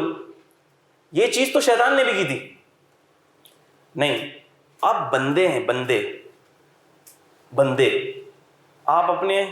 आपका कोई सर्वेंट है, आप सर्वेंट को बोले यार ये जरा मार्केट से जाओ, ये जरा दूध लेके आओ, आ गया दूध लेके, यार फिर से जरा दूध लेके आना, नहीं मैं नहीं ला रहा, क्यों लाऊं दोबारा दूध? कोई बोले आप क्या करोगे? रख के थप्पड़ दोगे। ये थप्पड़ नहीं दोगे, बोलोगे अच्छा चल भाई जाओ दूसरी नौकरी ढूंढो, बोलोगे नहीं बोलोगे? कौन है जो मामूली सर्वेंट है? बात समझ आ रही है? जिसको आप पैसे दे रहे हो। अल्लाह तो हमें सांसें दे रहा है, अल्लाह तो हमें जिंदगी दे रहा है, अल्लाह तो हमारा बनाने वाला है। चूं कर सकते हैं हम चूं नहीं कर सकते। हमारा दिमाग जो है ना इधर ही सारे सवालात करता है दीन के ऊपर, ये क्यों, ये कैसे, इसका क्या रीजन है, इसकी क्या लॉजिक है? नहीं भाई, इस्लाम submit your will to Allah का जो प्रिंसिपल है, हुजूर सल्लल्लाहु अलैहि वसल्लम ने तरीका बता दिया, बोल दिया, बस दैट्स इट। इसके पीछे हिकमत क्या है आपको हो सकता है नहीं पता चले। क्यों? क्योंकि अल्लाह के अहकामात के पीछे जो हिकमत है वो आपकी इतनी छोटी सी खोपड़ी में समा ही नहीं सकती। कंप्यूटर की स्पेस हो 5 GB, डेटा डालना है तुम्हें उसमें 500 GB, समाएगा? नहीं समाएगा। तुम्हारी ये 5 GB की अकल, 5 GB की अकल। और अल्लाह की हिकमत वो तो रहती दुनिया तक के लोगों के लिए भाई, आपको नहीं समझ आएगी। तो जब ये कोरोना आया ना, सबको समझ आ गया। क्यों कोरोना आया ना, सारी कंपनियां हो गई बंद, सेल बंद, ऑपरेशन बंद, स्टाफ घर पे बैठा हुआ है। कंपनी ने लोन लिया हुआ है, वही कंपनी जिसने खुशी से लोन लिया था, जो खुशी से सूद दे रही थी, वही बैंक जो खुशी से सूद ले रहा था। कंपनियां हो गई बंद, ऑपरेशन हो गए बंद, प्रॉफिट आ रहा है 0। बैंक बोल रहे सूद दो, कंपनी बोल रही किधर से सूद दें भाई, ना ऑपरेशन चल रहे हैं, ना सेल हो रही है, ना पैसा आ रहा है, सूद किधर से दें। वो तो जब बिजनेस चल रहा था, माल आ रहा था, हम भी नहा रहे थे उस माल के अंदर, आपको भी दे रहे थे। क्या आप कंपनियां मजबूर हो गई? और अगर बैंक बोले नहीं, तूने तो सूद लिए, तूने तो पैसे लिए थे, मुझे तो सूद चाहिए, तेरी कंपनी चले ना चले मेरा इससे क्या लेना देना भाई, मैं तो सूद लूंगी, एग्रीमेंट में लिखा है, कॉन्ट्रैक्ट में लिखा है, अब कंपनी क्या करेगी? तो लोन और लोन पर सूद, ये सूद हमेशा हमेशा एक्सप्लॉयटेशन। अभी आपने थोड़े दिन पहले देखा, ये जो मोबाइल पे जो लोन ऐप्स थी, ये लोन ऐप्स, कितने लोगों ने खुदकुशी कर लिया है, कितने केसेस खुदकुशी के हुए। आज आप जाओ गूगल प्ले स्टोर के ऊपर और लोन वाली ऐप डाउनलोड करो, आप लोन वाली ऐप डाउनलोड करो और आप 25,000 रुपये का लोन ले लो। ले नहीं लेना भाई, मतलब सीरियस नहीं हो जाना ज़्यादा। 25,000 आप लोन ले लो, वो क्या करेंगे, थोड़ी वेरिफिकेशन करेंगे, CNIC लेंगे, ये वो चीज़ें करेंगे, आपका बैंक अकाउंट नंबर पूछेंगे और आपको 25,000 रुपये का लोन दे देंगे। टर्म्स एंड कंडीशन में क्या लिखा हुआ है आपको नहीं पता, पढ़ते ही नहीं है। चलो आप तो फिर पढ़ लोगे, थोड़ी बहुत अकाउंटिंग की नॉलेज भी है, थोड़े बहुत पढ़े लिखे भी हो। आप सोचो लेमैन, जाहिल आदमी जिसको कुछ समझ में नहीं है, जिसने मैट्रिक भी पास नहीं किया हुआ, सेलफोन तो सब चलाते हैं, उसने ऐप डाउनलोड कर ली, डेटा डाला, पैसे मिल रहे हैं, इंटरेस्ट रेट कितने हैं 0.125, इतना सा, बाद में पता लगा वो 0.125 डेली बेस पे लग रहा है। जाहिल आदमी, यही हुआ। लोन था, मिसाल ले रहा हूं, लोन था लाख रुपए का, वापस करने गया 2.5 लाख बन गया। अब ये जो ये ऐप चला रहे हैं, उनकी तो पीछे पूरी टीम बैठी हुई होती है, फोर्स बैठी हुई होती है। वो तो फ़ोन करके धमकियां देते हैं, बोलते हैं ठीक है हम तो घर पे टीम भेजेंगे, उठवा लेंगे, तुमको पैसे दो, वरना तो ऐसी की तैसी कर देंगे हम तुम्हारी। अब जो एक भला आदमी होगा, शरीफ आदमी होगा, वो तो बहुत परेशान हो जाएगा, टेंशन में आ जाएगा, बोलेगा अगर मेरे पास 2 लाख रुपए होते तो मैं तेरे से लाख रुपए का लोन लेता। अगर 2 ही लाख रुपए देने के मेरे पास होते तो मैं लाख रुपए का भी लोन लेता तेरे से। खुदकुशियां हो गई भाई ऐसी। फिर आप देखो तो सही, PTA वालों ने पूरा ऑपरेशन किया, जितनी सारी इलीगल लोन ऐप्स को बंद किया। सही है, कितनी सारी ऐप्स को बंद किया। तो ये सूद यार, देखो तो सही यार, क्या गलीज चीज है, क्या गंदी चीज है यार, ये क्या गंदी चीज है ये। तो इससे हमें बचना है भाई, बचना है। हमारे आसपास जो लोग हैं, हमारे जान पहचान वाले जो लोग हैं, हमें लग रहा है वो सूद में मुब्तला हैं, प्यार मोहब्बत से समझाओ। चाचा हैं, भाई हैं, अब्बा हैं, ताया हैं, जो भी है, प्यार मोहब्बत से समझाओ, जितना समझा सकते हो समझाओ भाई। सूद, इस्लामिक बैंकिंग फिर कुछ पूछते हैं इस्लामिक बैंकिंग सही है, सही नहीं है, ठीक है, ठीक नहीं है। इस्लामिक बैंकिंग एक चैप्टर अलग है, उसके ऊपर हम कभी बात करेंगे, और जब बात निकलेगी डिटेल में बात करेंगे, आधा घंटा बात करेंगे, आज नहीं। इस्लामिक बैंकिंग अलग चीज़ है, इस्लामिक बैंकिंग के उसूल अलग है, उसके पीछे कॉन्सेप्ट अलग है, उसके पीछे वर्किंग अलग है। उसको भी आप देखेंगे कि तो कुछ लोग ठीक बोलेंगे, कुछ लोग ठीक नहीं बोलेंगे, लेकिन वहाँ पर फिर आपको कुछ लोग ठीक वाले मिलेंगे, कुछ ठीक नहीं वाले मिलेंगे। लेकिन सूद के ऊपर तो मुत्तफिक है ना सब, ये हराम है, उसको तो छोड़ो पहले, आज उसकी बात हो गई, वो हराम है। कन्वेंशनल बैंकिंग, इंटरेस्ट, सूद हराम है, ज़्यादा मिलेगा।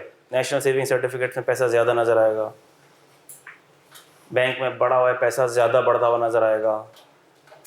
लेकिन अल्लाह के रसूल फरमा रहे हैं, इसका मफहूम है हदीस का, कि सदका माल को बढ़ाता है, सूद माल को घटाता है। अब सर ये कैसी हदीस है, नऊज़ुबिल्लाह अस्तगफिरुल्लाह, लॉजिक में नहीं बैठ रही। सदका माल को बढ़ाता है, मैंने माल से सदका निकाला, बढ़ कैसे रहा है, वो तो कम हो गया। और सूद माल को घटाता है, सूद से तो मेरा बैंक बैलेंस बढ़ रहा है, सूद से तो मेरा बैंक बैलेंस बढ़ रहा है। और ये कह रहे सूद, और हदीस में लिखा हुआ है कि सूद माल को घटाता है। अकल तो इस पे भी नहीं मान रही ना, लेकिन मैंने उसूल क्या बताया, अकल पे चलोगे फेल हो जाओगे। जिधर दीन का हुक्म आ जाए ना उधर अकल को थोड़ी देर के लिए साइड कर दो, क्योंकि ये बात तय है, वो हुक्म ऐसा है कि जिसके ऊपर सर तस्लीम में खाम हो जाए। उसकी रीजनिंग आपको आज नहीं पता लग रही, कल पता लग जाएगी उसके पीछे। और ये ऐसा ही है, जो जो सूद लेता है ना, आप देख लो कितने परेशानी में मुब्तला है वो, और उसको नुकसान किस किस तरीके से होता है, और जिस तरीके से माल आता है ना वैसे वैसे तरीके से माल चला जाता है। मेरा तो मुशाहिदा है, आ रहा है माल, आ रहा है, बढ़ रहा है, बढ़ रहा है, बढ़ रहा है, बढ़ रहा है, बढ़ रहा है, या वो उसको इस्तेमाल ही नहीं कर सकेगा। लोग माल खा जाएंगे, दुनिया से चले जाएगा, मर जाएगा, वो इस्तेमाल ही नहीं कर सकेगा, अपने ऊपर बहुत खर्च नहीं कर सकेगा, या कुछ ऐसा मसला होगा वो माल तबाह हो जाएगा। या चलो कुछ भी नहीं होगा, आखिरत में तो हमेशा हमेशा का अजाब है ही। और जिस किसी को भी सदका देते हुए देखो कि सदका दे रहा है, गारंटी के साथ कभी भी कोई ये नहीं बोलेगा मैंने सदका दिया, मैं सदका देता रहता हूँ बहुत ज़्यादा, मैं तो गरीब हो गया हूँ, कभी भी नहीं।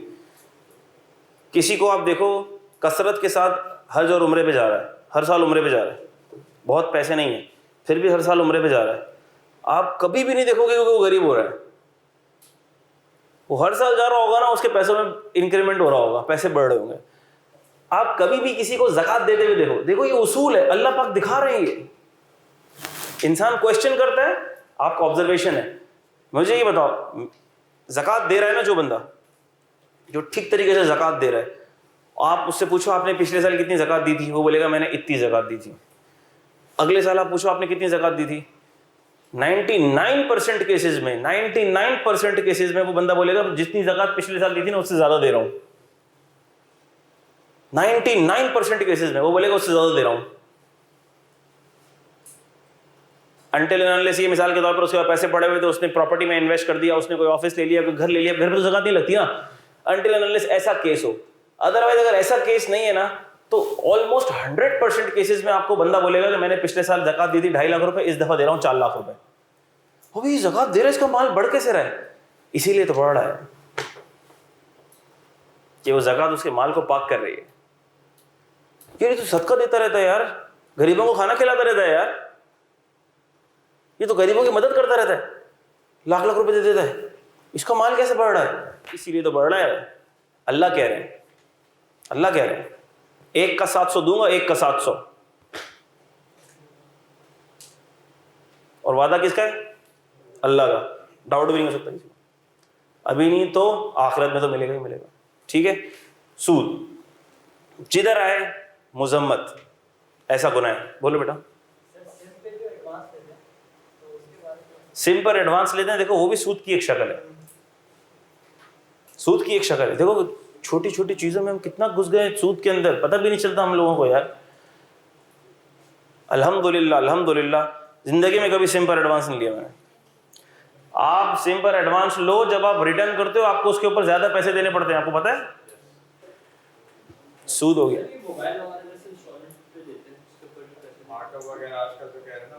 देखो मेरी जान, इसमें ऐसा भी होता है ना, मिसाल के तौर पर लाख रुपए का फोन है, 10-10 हजार की 10 इंस्टॉलमेंट हो गई, उस पर सूद नहीं है। हाँ, उसके ऊपर सूद है, वो उसके ऊपर फिक्स, उसके ऊपर पैसे दे रहे हो तो सूद है।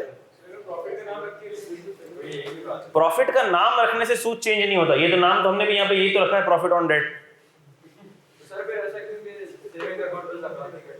सेविंग अकाउंट पे नहीं, ज़कात कटने, ये तो ऐसा ही हो गया कि सर मैंने बहुत सारा हराम पैसा कमा लिया है, अब मैंने गरीबों को दे दिया उसमें से 2 लाख रुपए, क्या मेरा माल ठीक हो गया? ये तो लॉ भी बोलेगा, आगे आओगे ना, लॉ भी बोलता है कि जो क्रिमिनल प्रोसीड्स कमाओगे ना उस पर भी टैक्स देना पड़ेगा। अब सर क्रिमिनल प्रोसीड्स पे टैक्स तो दे रहा हूं मैं, फिर ये पुलिस वाले क्यों मेरे पीछे पड़े हैं? उस पर भी उलमाए कराम से जब पूछोगे ना, तो जो सूद है, सूद पे जो ज़कात कट रही है, सूद माल तो बढ़ गया ना आपका, सूद पे ज़कात तो देनी है, लेकिन उस ज़कात पे भी सवाब की नीयत ना हो आपकी। क्या सवाब देगा अल्लाह पाक? क्योंकि उससे ज़्यादा तो क्या मिल जाएगा आपको? डंडे। ठीक है वही बात। तो ये इंटरेस्ट के ऊपर थोड़ा सा ज़रा आज बात हो गई। कभी इंशाअल्लाह ताला जब इस्लामिक बैंकिंग का मौजू आएगा डिस्कशन आएगा, हम लोग जब पढ़ेंगे ना इनकम फ्रॉम प्रॉपर्टी, उसमें 2-3 टर्मिनोलॉजीज आएंगी जो इस्लामिक बैंकिंग से रिलेटेड होती हैं। इसी तरह बिजनेस इनकम के अंदर मुशारका और डिमिनिशिंग मुशारका का जिक्र आएगा। तो जब ये जिक्र आता है तो फिर मैं उस वक्त इस्लामिक बैंकिंग का कॉन्सेप्ट देता हूँ और रीज़न बताता हूँ कि उसके पीछे चल क्या रहा है। क्योंकि मेरा ऑडिट का एक्सपीरियंस ज़्यादातर बैंकिंग का ही रहा, मैंने बैंक्स के ही ऑडिट्स किए, तो ये मेरा सॉर्ट ऑफ फेवरेट एरिया है, ठीक है ना। तो इसके ऊपर बातचीत चलती रहेगी। आ जाओ भाई, very important. Fourth, last deductible allowance. Deductible allowance का लास्ट क्या लिखा हुआ बेटा? Deductible allowance for education expenses. Interesting भी है, कैलकुलेशन भी इसमें छोटी सी इन्वॉल्व है, गौर से देखेंगे तो समझ आएगा, वरना समझ आ ही जाएगा। क्या? अच्छा भाई,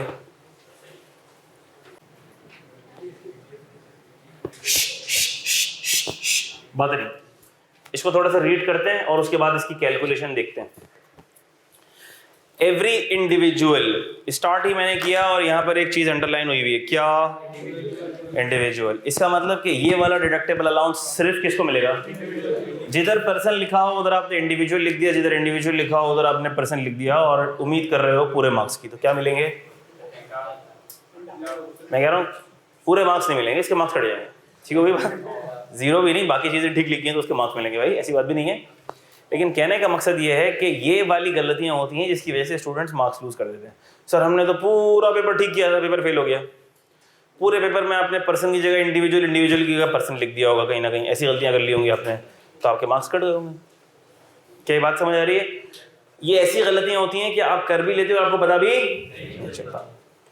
एवरी इंडिविजुअल, तो ये किसको मिलेगा? सिर्फ इंडिविजुअल को मिलेगा। Shall be entitled to a deductible, individual को ये वाला डिडक्टेबल अलाउंस मिलेगा। किसकी मद में मिलेगा? क्यों मिलेगा? इन respect of tuition fee. Sir वो ट्यूशन फी देगा तो उसको ये डिडक्टेबल अलाउंस मिलेगा। Paid by the individual. अच्छा भाई, अब थोड़ा सा इसको डिस्कस कर लेते हैं। सर कौन सी ट्यूशन फी? मिसाल के तौर पर मैं अगर अपने बच्चों की एजुकेशन फीस बियर कर रहा हूँ, स्कूल की फीस दे रहा हूँ, तो क्या मुझे इस पर डिडक्टेबल अलाउंस मिलना चाहिए? जी मिलना चाहिए, इस सेक्शन के तहत मिलना चाहिए। क्या आपके अम्मा अब्बा आपकी फीस दे रहे हैं? जी दे रहे हैं सर, बिल्कुल दे रहे हैं, मुफ्त थोड़ी पढ़ रहे हैं, तो उनको डिडक्टेबल अलाउंस मिलना चाहिए, ठीक है। अगर आपके छोटे बहन भाई हैं, स्कूल वगैरह के अंदर हैं, कॉलेज में हैं, उनकी फीस जा रही है, उस पर डिडक्टेबल अलाउंस मिलना चाहिए। ज़्यादा खुश होने की ज़रूरत नहीं है, कैलकुलेट करोगे तो आपको बड़ा अफसोस ही होगा कि सर आपने बड़ी काम की बात बताई, आज हम घर जाके बताएंगे अब्बा को, तो पहले कैलकुलेट कर लो उसके बाद बताना। तो हमने कहा एजुकेशन अलाउंस के ऊपर, सॉरी एजुकेशन एक्सपेंस पर डिडक्टेबल अलाउंस मिलेगा। क्लियर है बात? Tuition fee, school, college, university, ये सारी जो फीस पे होंगी उसके ऊपर मिलेगा।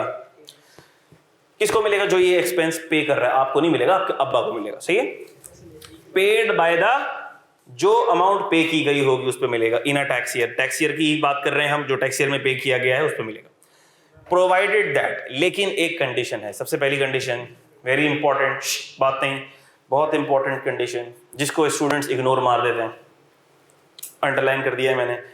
Taxable income of the individual is less than 1.5 million rupees. Taxable income of individual is less than 1.5 million rupees. अच्छा, इस पे बात करने से पहले मैं ये बता दूं कि ये जो 4 डिडक्टेबल अलाउंसेस हैं, कौन कौन से? ज़कात, WWF, WBF और एजुकेशन एक्सपेंस पे मिलने वाला अलाउंस, ये चारों जिस सीक्वेंस से हैंड आउट में लिखे हुए हैं उसी सीक्वेंस से मिलेगा, आगे पीछे नहीं करना सीक्वेंस। मिसाल के तौर पर होशियारी में किसी ने सबसे पहले एजुकेशन अलाउंस लिख दिया और कैलकुलेट कर लिया, फिर ज़कात कैलकुलेट कर रहा है, गलत हो गया। Sequence is important. पहले ज़कात, WWF, WBPF और फिर एजुकेशन एक्सपेंसेस का अलाउंस, ठीक होगी बात? यानी कि ये सबसे लास्ट में कैलकुलेट होगा। अब मैं एग्जाम्पल ले रहा हूं, जरा गौर से देखना। मिस्टर अजहर, और मिस्टर अजहर की टोटल इनकम है, जरा गौर करना, मिस्टर अजहर की टोटल इनकम है 16,50,000 और उसने कुछ ज़कात भी पे करी, और हम ये अज्यूम कर रहे हैं कि वो सेंट्रल ज़कात फंड वाली है, यानी कि वो लेस की जा सकती है, और वो उसने ज़कात पे की 1,25,000। कितना बचा? 15-25। ज़कात अभी WWF WBPF की बातें हम नहीं कर रहे, क्योंकि मैंने आपको बताया आमतौर पर वो चीज़ें नहीं गिवन होती हैं, इंडिविजुअल के केस में एप्लीकेबल इतनी नहीं होती, कंपनी के केस में ज़्यादा होती हैं, और कंपनी की टैक्सेशन हमारे कोर्स के अंदर ना होने के बराबर है। सही है। 1525 आ गया, 15-25 आ गया। ये कैलकुलेट होगा, इसका टोटल होगा, उसके बाद अगला वाला अलाउंस लेस होगा। कौन सा? Deductible allowance on deductible allowance on education expenses. अब ये लेस होगा यहां से, ठीक है। अब ये लेस होगा। मैं बता रहा हूं कि सीक्वेंस क्या होगा। तो सीक्वेंस में ऐसा नहीं होगा कि आपने इसके बाद डायरेक्ट ये कैलकुलेट कर लिया, आपको इसके बाद एक लकीर लगानी पड़ेगी सब टोटल की, और सब टोटल की लकीर लगाने के बाद आपको इनका सब टोटल करना पड़ेगा, और इस सब टोटल करके जो अमाउंट आएगी आपके पास, ये वाली अमाउंट आपकी पढ़ो किससे कम होनी चाहिए? Less than 1.5 million rupees. अगर ये वाली अमाउंट 1.5 मिलियन भी आ जाती, 15 लाख भी आ जाती पूरी, क्या ये डिडक्टेबल अलाउंस आगे कैलकुलेट होता? होता ही नहीं। अब बच्चे क्या करते हैं, वो आओ देखेंगे ना ताओ, एजुकेशन एक्सपेंसेस सवाल में दिए हुए हैं, एजुकेशन एक्सपेंसेस के ऊपर डिडक्टेबल अलाउंस निकालेंगे, फर्ज ऐन समझेंगे उसको। 50% बच्चे ये मिस्टेक करते हैं। अब बताओ, इतना बताने के बावजूद भी 50% बच्चे मिस्टेक करते हैं, तो क्या पासिंग रेशियो 36-40% होना चाहिए कि नहीं होना चाहिए? होना चाहिए, उससे भी कम होना चाहिए सर। ये तो बिल्कुल ही घटिया मिस्टेक है। तो यही बात है, मैं जिस चीज़ को बोलता हूँ ना, खास तौर पर देखो ये बच्चे ये मिस्टेक करते हैं, तो बच्चे उसको नोट कर लेते हैं। हाँ, ये सर ने बोला ये ज़रूर करनी है, सर ने खास तौर पर बोला है ये ज़रूर करनी है, बाकी हम करें ना करें। तो मेरे बेवकूफ़ बच्चों की बातें मैं इसलिए बताता हूँ कि आप नोट तो ज़रूर करें, लेकिन इस तरह से नोट करें कि ये नहीं करनी है, तो अब नहीं लिखना भूल जाते हैं, तो गलती से वो कर बैठते हैं। ठीक होगी बात? तो ये बात याद रहेगी। तो अगर इधर 15 भी होता तो नेक्स्ट स्टेप ही नहीं होता, यही टैक्सेबल इनकम होती और हम इस एजुकेशन एक्सपेंस पे क्रॉस लगा देते, एजुकेशन एक्सपेंस पे अलाउंस पे क्रॉस लगा देते। ठीक हो गई बात? मैं समझाऊंगा, मैं ठीक हो गई बात? यानी कि अगला वाला अलाउंस कैलकुलेट ही नहीं होगा। लेकिन सर इसके अब्बा ने फीस पे की है, कसम उठा रहा है। हमने कहा भले कसम उठा रहा है, लेकिन आप उनके अब्बा को कह दें, अजहर साहब को आप कह दें कि आपकी टैक्सेबल इनकम ज्यादा है, 15 लाख से कम नहीं है। क्लियर होती है बात? लेकिन अगर ये होता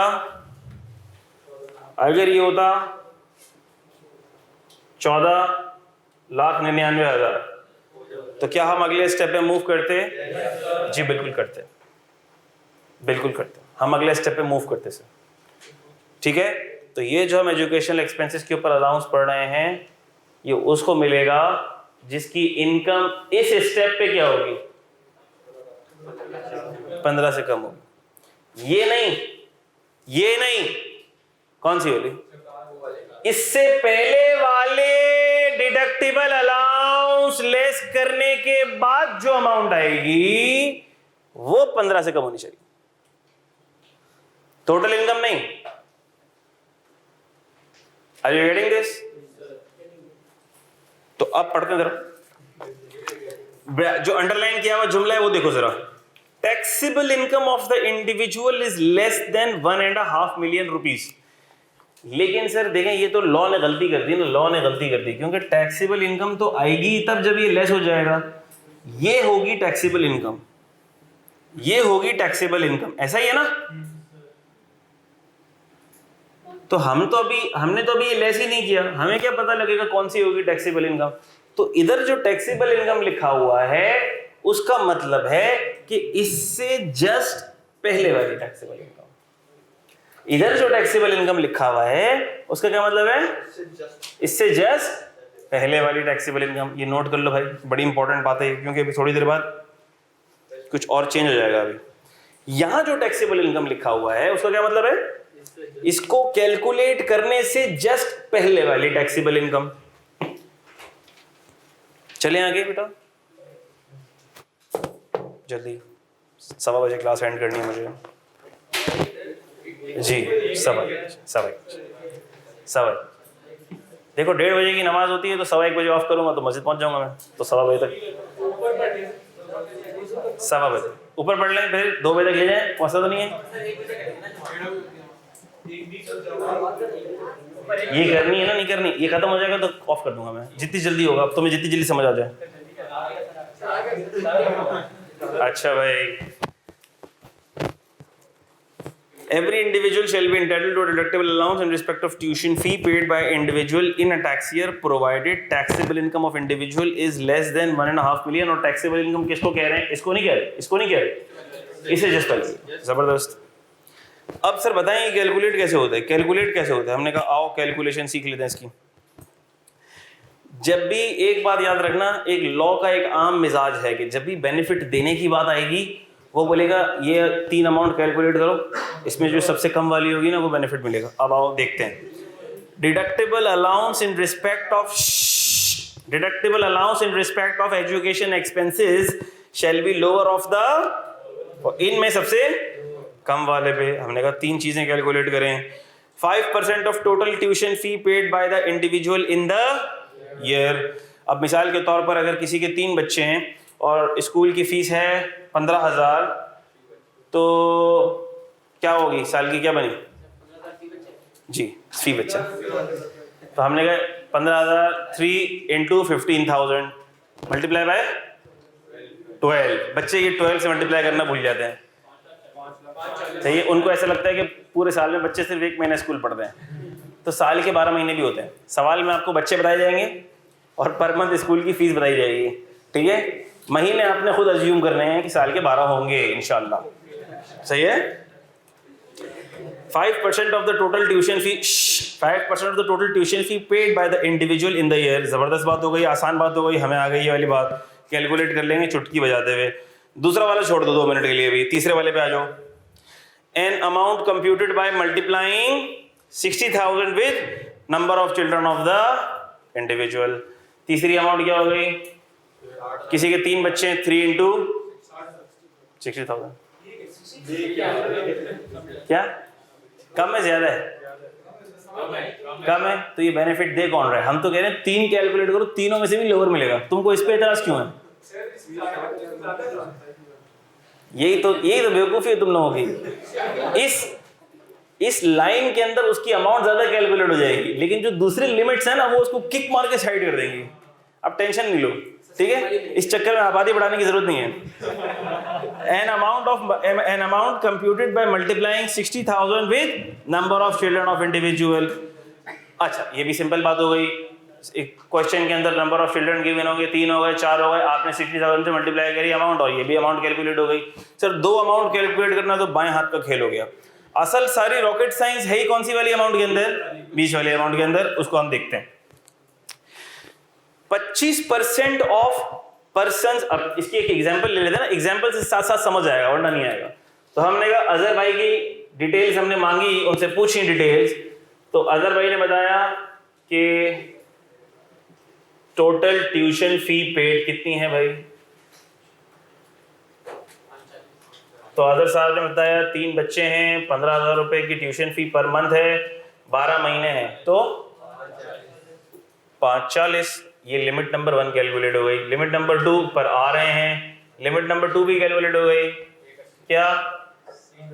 3 बच्चे हैं, 60,000 180। ये क्वेश्चन मार्क, ये नहीं पता, ये नहीं पता, सही है। लिखा हो गया है 25% ऑफ 25% ऑफ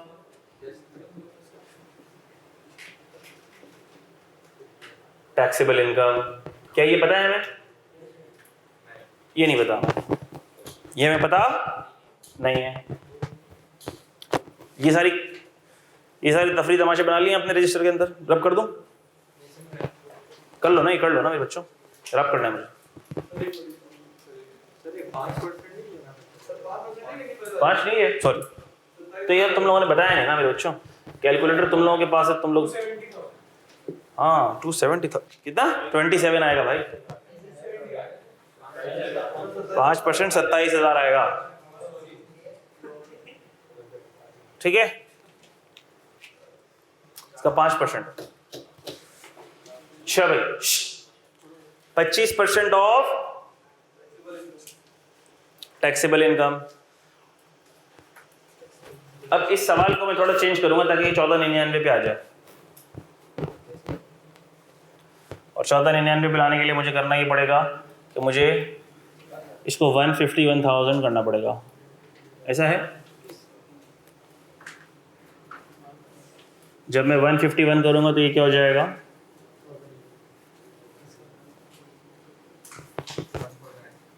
तो हमने कहा सर ये ऑटोमेटिकली हो जाएगा 14,99,000, ठीक है। यहां तक बात क्लियर होती है सबको? बहुत गौर से देखते रहना इधर। अच्छा भाई, सर तीनों में से कौन सा लोअर है? जो भी लोअर है वो इधर ले आते हैं, वो इधर ले आते हैं, तो टैक्सेबल इनकम आ जाएगी। हमने कहा यही तो पता नहीं चल रहा तीनों में लोअर कौन सा है। क्यों नहीं पता चल रहा? ये नहीं पता, ये नहीं पता, इसलिए पता नहीं चल रहा तीनों में लोअर कौन सा है। तो काम करो, एक काम करते हैं, हम ये अज्यूम करते हैं, हम ये अज्यूम करते हैं कि यही वाला लोअर है। हम ये अज्यूम करते हैं कि यही वाला लोअर है, हमें नहीं पता कौन सा लोअर है, लेकिन कैलकुलेशन करने के लिए हमने इस अज्यूम कर लिया। क्या अज्यूम कर लिया? ये वाला लोअर है।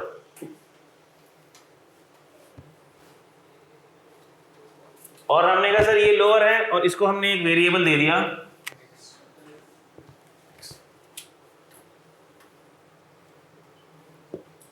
x, हमें नहीं पता क्या है। अच्छा आए सर कैलकुलेट कर लेते हैं, आसान तो है। आपने x क्यों, आपने इसको नाम ही x क्यों दिया? इसको कैलकुलेट ही कर लेते लगे हाथों। कैलकुलेटर हमारे पास है, हम 25% से टैक्सेबल इनकम को मल्टीप्लाई कर देते। अच्छा इसको एक सेकेंड ना, एक सेकेंड, इसको x ना बोलो अभी, इसको x ना अज्यूम करो, ठीक है। x अज्यूम कर पाऊंगा मैं किसी और फिगर को, ठीक है। हम सर एक काम करते हैं, हम कैलकुलेट कर लेते हैं 25% ऑफ टैक्सेबल इनकम। 0.25 आपने डाला, मल्टीप्लाई, आपने कहा सर जरा बताएं टैक्सेबल इनकम कितनी है।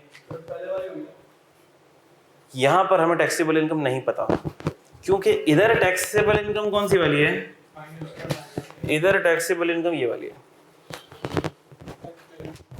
ठीक है। इधर टैक्सेबल इनकम कौन सी वाली है, इधर टैक्सेबल इनकम फाइनल वाली है, और वो टैक्सेबल इनकम फाइनल वाली हमें नहीं पता। तो हमने कहा sir let this taxable income be x, so this will become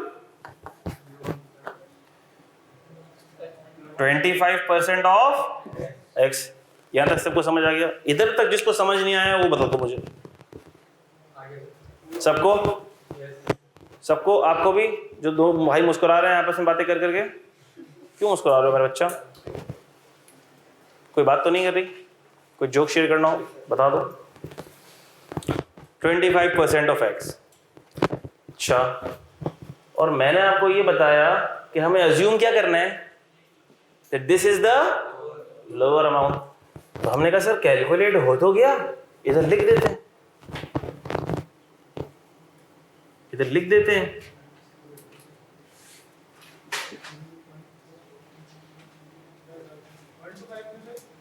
sorry sorry sorry,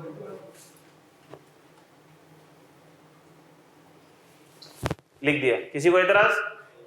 यहां तक किसी को एतराज? अब जरा इधर गौर करना,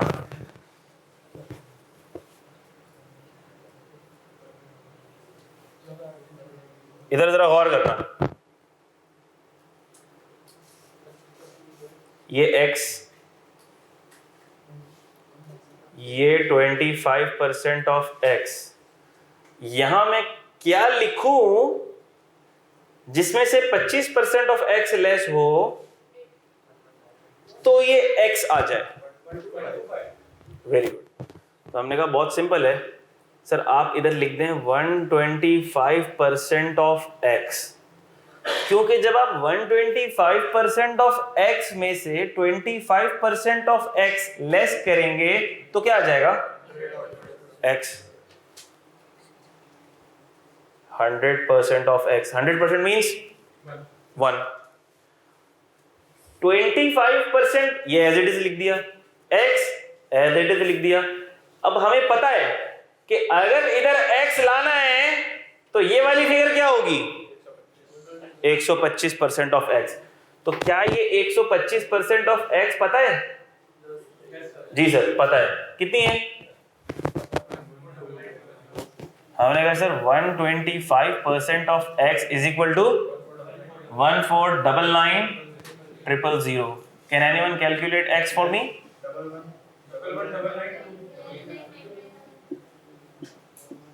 बोलो। 11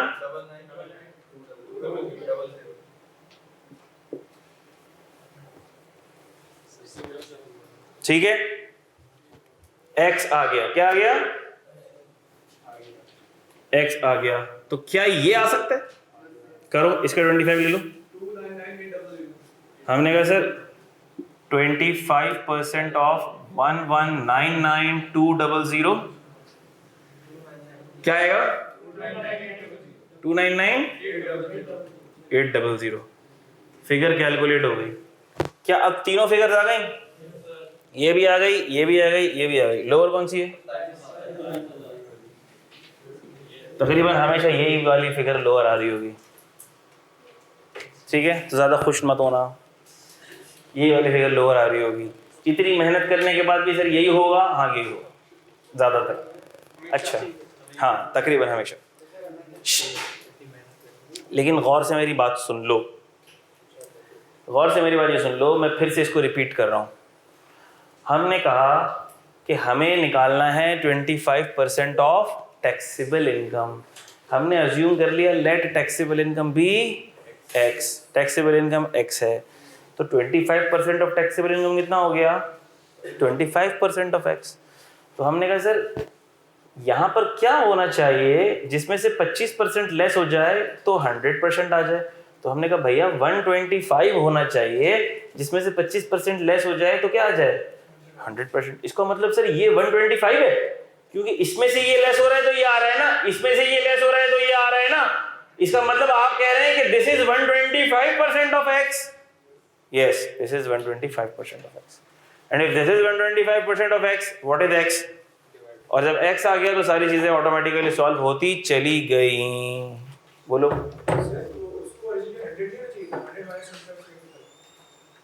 ये 75 ये है क्या? x, और x के साथ अगर कुछ भी नहीं लिखा हुआ तो क्या लिखा हुआ होता है? 100। तो किस चीज में से 25 लेस होगा तो 100 आएगा? 125 में से 25 लेस होगा तो 100 आएगा। भाई आपकी जेब में पड़े हुए 100 रुपए, जेब में कितने पड़े हुए? 100 रुपए।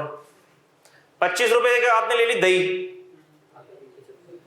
कितने की दही ले ली आपने? 25 रुपए की दही ले ली, पड़े हुए जेब में 100 रुपए। घर गए, अम्मा ने आपसे पूछा मैंने तुझे दिए कितने थे?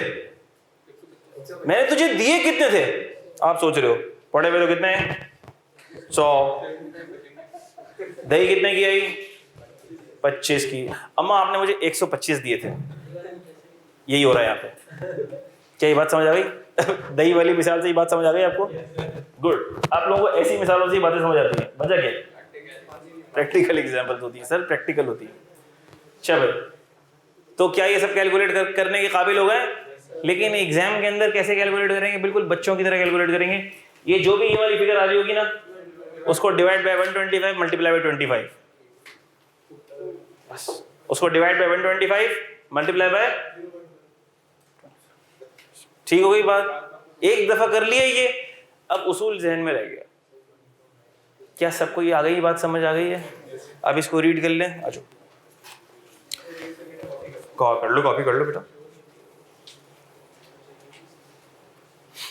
लेकिन ये निकालने के बाद हमने ये अजम्पशन के थ्रू ये फिगर तो निकाल ली, लेकिन निकाल के पता लगा कि ये फिगर में आनी नहीं है, इधर आएगी कौन सी, यहां पे आएगी ये वाली।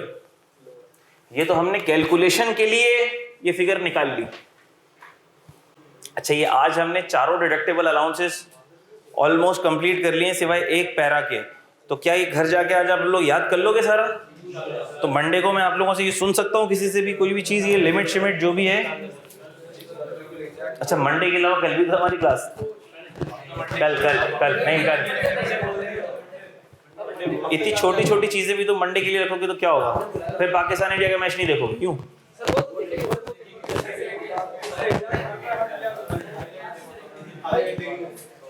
वो ना देखो तो अच्छा है।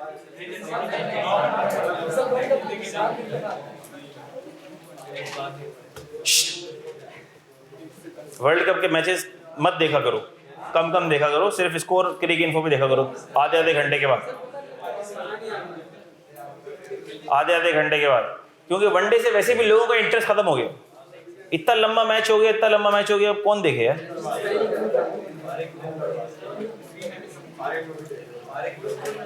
लेकिन पूरी ओडीआई का मैकेनिज्म चेंज कर दिया टी20 ने।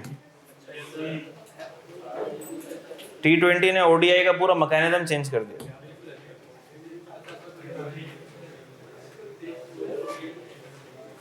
अभी इसी वर्ल्ड कप के अंदर कोई टीम देखना 500 भी बनाएगी, देख लेना। अब ज्यादा हो गया थोड़ा सा। इसी वर्ल्ड कप में कोई टीम 500 भी बनाएगी, और मुझे लगता है कि वो चेजिंग टीम 501 बनाएगी।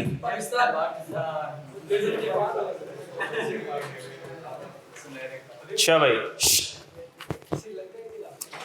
एवरी इंडिविजुअल, इसको मैं फिर से रीड कर रहा हूं, 5 मिनट हैं अभी। Every individual shall be entitled to a deductible allowance in respect of tuition fee paid by individual in tax year. आसान है, provided that taxable income of individual is less than 1.5 million rupees. ये आपको पता लग गया, बहुत अच्छे समझा दिया मैंने। Deductible allowance in respect of education expense shall be lower of the following: 5% of total tuition fee paid by individual. 3 limits आपके सामने ये आ गई। सबसे पहला 5% of total tuition fee paid, calculation करके हमने एग्जांपल भी देख ली इसकी। 25% of persons taxable income for the year, ये हमने कैसे निकाला? हमने कहा सर इस केस में टैक्सेबल इनकम फाइनल वाली है, इस केस में टैक्सेबल इनकम फाइनल वाली है, इस केस में टैक्सेबल इनकम फाइनल वाली है, ठीक है, ये वाली लेंगे। इस केस में टैक्सेबल इनकम ये वाली लेंगे। क्या बात समझ आती है? चलो,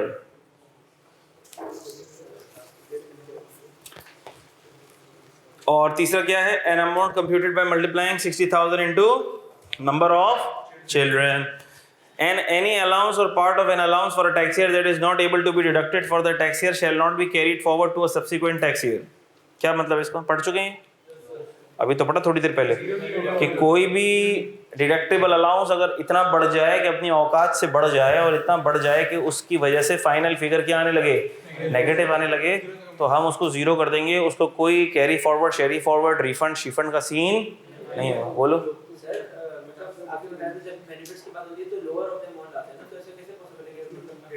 अगली बार मैं यही करने वाला था, डिडक्टेबल अलाउंस। लेकिन ये वाला डिडक्टेबल अलाउंस तुम खुद देखो किस पर भी बेस करता है, 25% ऑफ। सुनो, इस 3 लिमिट्स में से एक लिमिट खुद क्या है, किस पे बेस करती है? 25% ऑफ टैक्सेबल इनकम, यानी उससे तो बढ़ नहीं सकता ये। और जबकि अप्लाई कौन सी हो रही है? उससे भी कम वाली। पहली बात, deductible allowance 25% of taxable income से बढ़ नहीं सकता। दूसरी बात, अप्लाई कौन सी हो रही है? उससे भी कम वाली। तो क्या कभी ऐसा हो सकता है कि एजुकेशनल एक्सपेंसेस की वजह से बॉटम लाइन नेगेटिव आ जाए? जिंदगी में कभी नहीं हो सकता, मर के भी कभी नहीं हो सकता। ठीक है, कि इस डिडक्टेबल अलाउंस की वजह से या तो पॉजिटिव हो, लेकिन यहां क्या आ जाए? नेगेटिव। ऐसा नहीं हो सकता। लॉ में तो लिखा हुआ है, लॉ में तो सबके साथ लिखा हुआ है कि डिडक्टेबल अलाउंस कोई भी इतना नहीं बढ़ सकता कि वो कैरी फॉरवर्ड हो जाए या नेगेटिव में आ जाए, अलाउड नहीं है। वो एक जनरल बात लिखी हुई है। लेकिन एजुकेशनल एक्सपेंसेस के लिए तो हम कह सकते हैं कि सर ये आप बढ़ाना चाहें तो भी नहीं बढ़ा सकते, कुछ तुक बनती ही नहीं है इसकी। हाईएस्ट ही इसका 25% ऑफ टैक्सेबल इनकम होगा। नहीं, बच्चे ज्यादा हो तो ये भी हो सकता है, ऐसी बात नहीं है, ठीक है। अच्छा भाई, अगली बात, ये वाला कल बताऊंगा, ये वाला पॉइंट हम कल डिस्कस करेंगे, आखिरी वाला करेंगे हम। Deduction of education expense shell not be considered, नहीं ये वाला कल डिस्कस करेंगे, उससे पहले वाला, allowance shall be allowed against tax liability of either of the parents making payment of the fee on furnishing NTN और name of the educational institution. भाई मिसाल ले रहा हूं मैं, ये मिस्टर ए है और ये मिसेस ए है। तो अब मिसाल के तौर पर ये जो 3 किड्स हैं, लॉ कह रहा है कि ये इनके मुश्तरका बच्चे हैं। लॉ ये कह रहा है ये इनके मुश्तरका बच्चे हैं। ऐसा ना हो कि इसकी एजुकेशन फी, इन सब की एजुकेशन फी कितनी चल रही थी मार्केट में, 5% घटाओ 5.40। तो लॉ बोल रहा है ये फीस या इन्होंने दी होगी या इन्होंने दी होगी, ऐसा ही है ना। ऐसा नहीं होगा कि ये इसका बेनिफिट ये भी ले ले अपने रिटर्न में और ये भी ले ले अपने रिटर्न में। हम लॉ कह रहा है 1.5 शेयर ही नहीं करेंगे आप लोग, ये कह रहा है लॉ। अब पढ़ लो इसको, allowance shall be allowed against tax liability of either of the parents, दोनों में से किसी एक, मेकिंग पेमेंट ऑफ फी, जो फी पे कर रहा होगा, और उसके लिए लेकिन आपको क्या भी देना होगा, NTN ऑफ एजुकेशनल इंस्टीट्यूशन। जिस इदारे को आप फीस पे कर रहे हो उसका NTN भी आपके पास होना, यानी कि नेशनल टैक्स नंबर आपके पास होना चाहिए है, ठीक है। तो ये आसान सी बात थी, हमने कर ली। एक पॉइंट इसका बाकी है, वो हम कल कर लेंगे और फिर हम आगे बढ़ जाएंगे इंशाल्लाह। Thank you very much, may Allah bless you all, take care a lot, Allah Hafiz.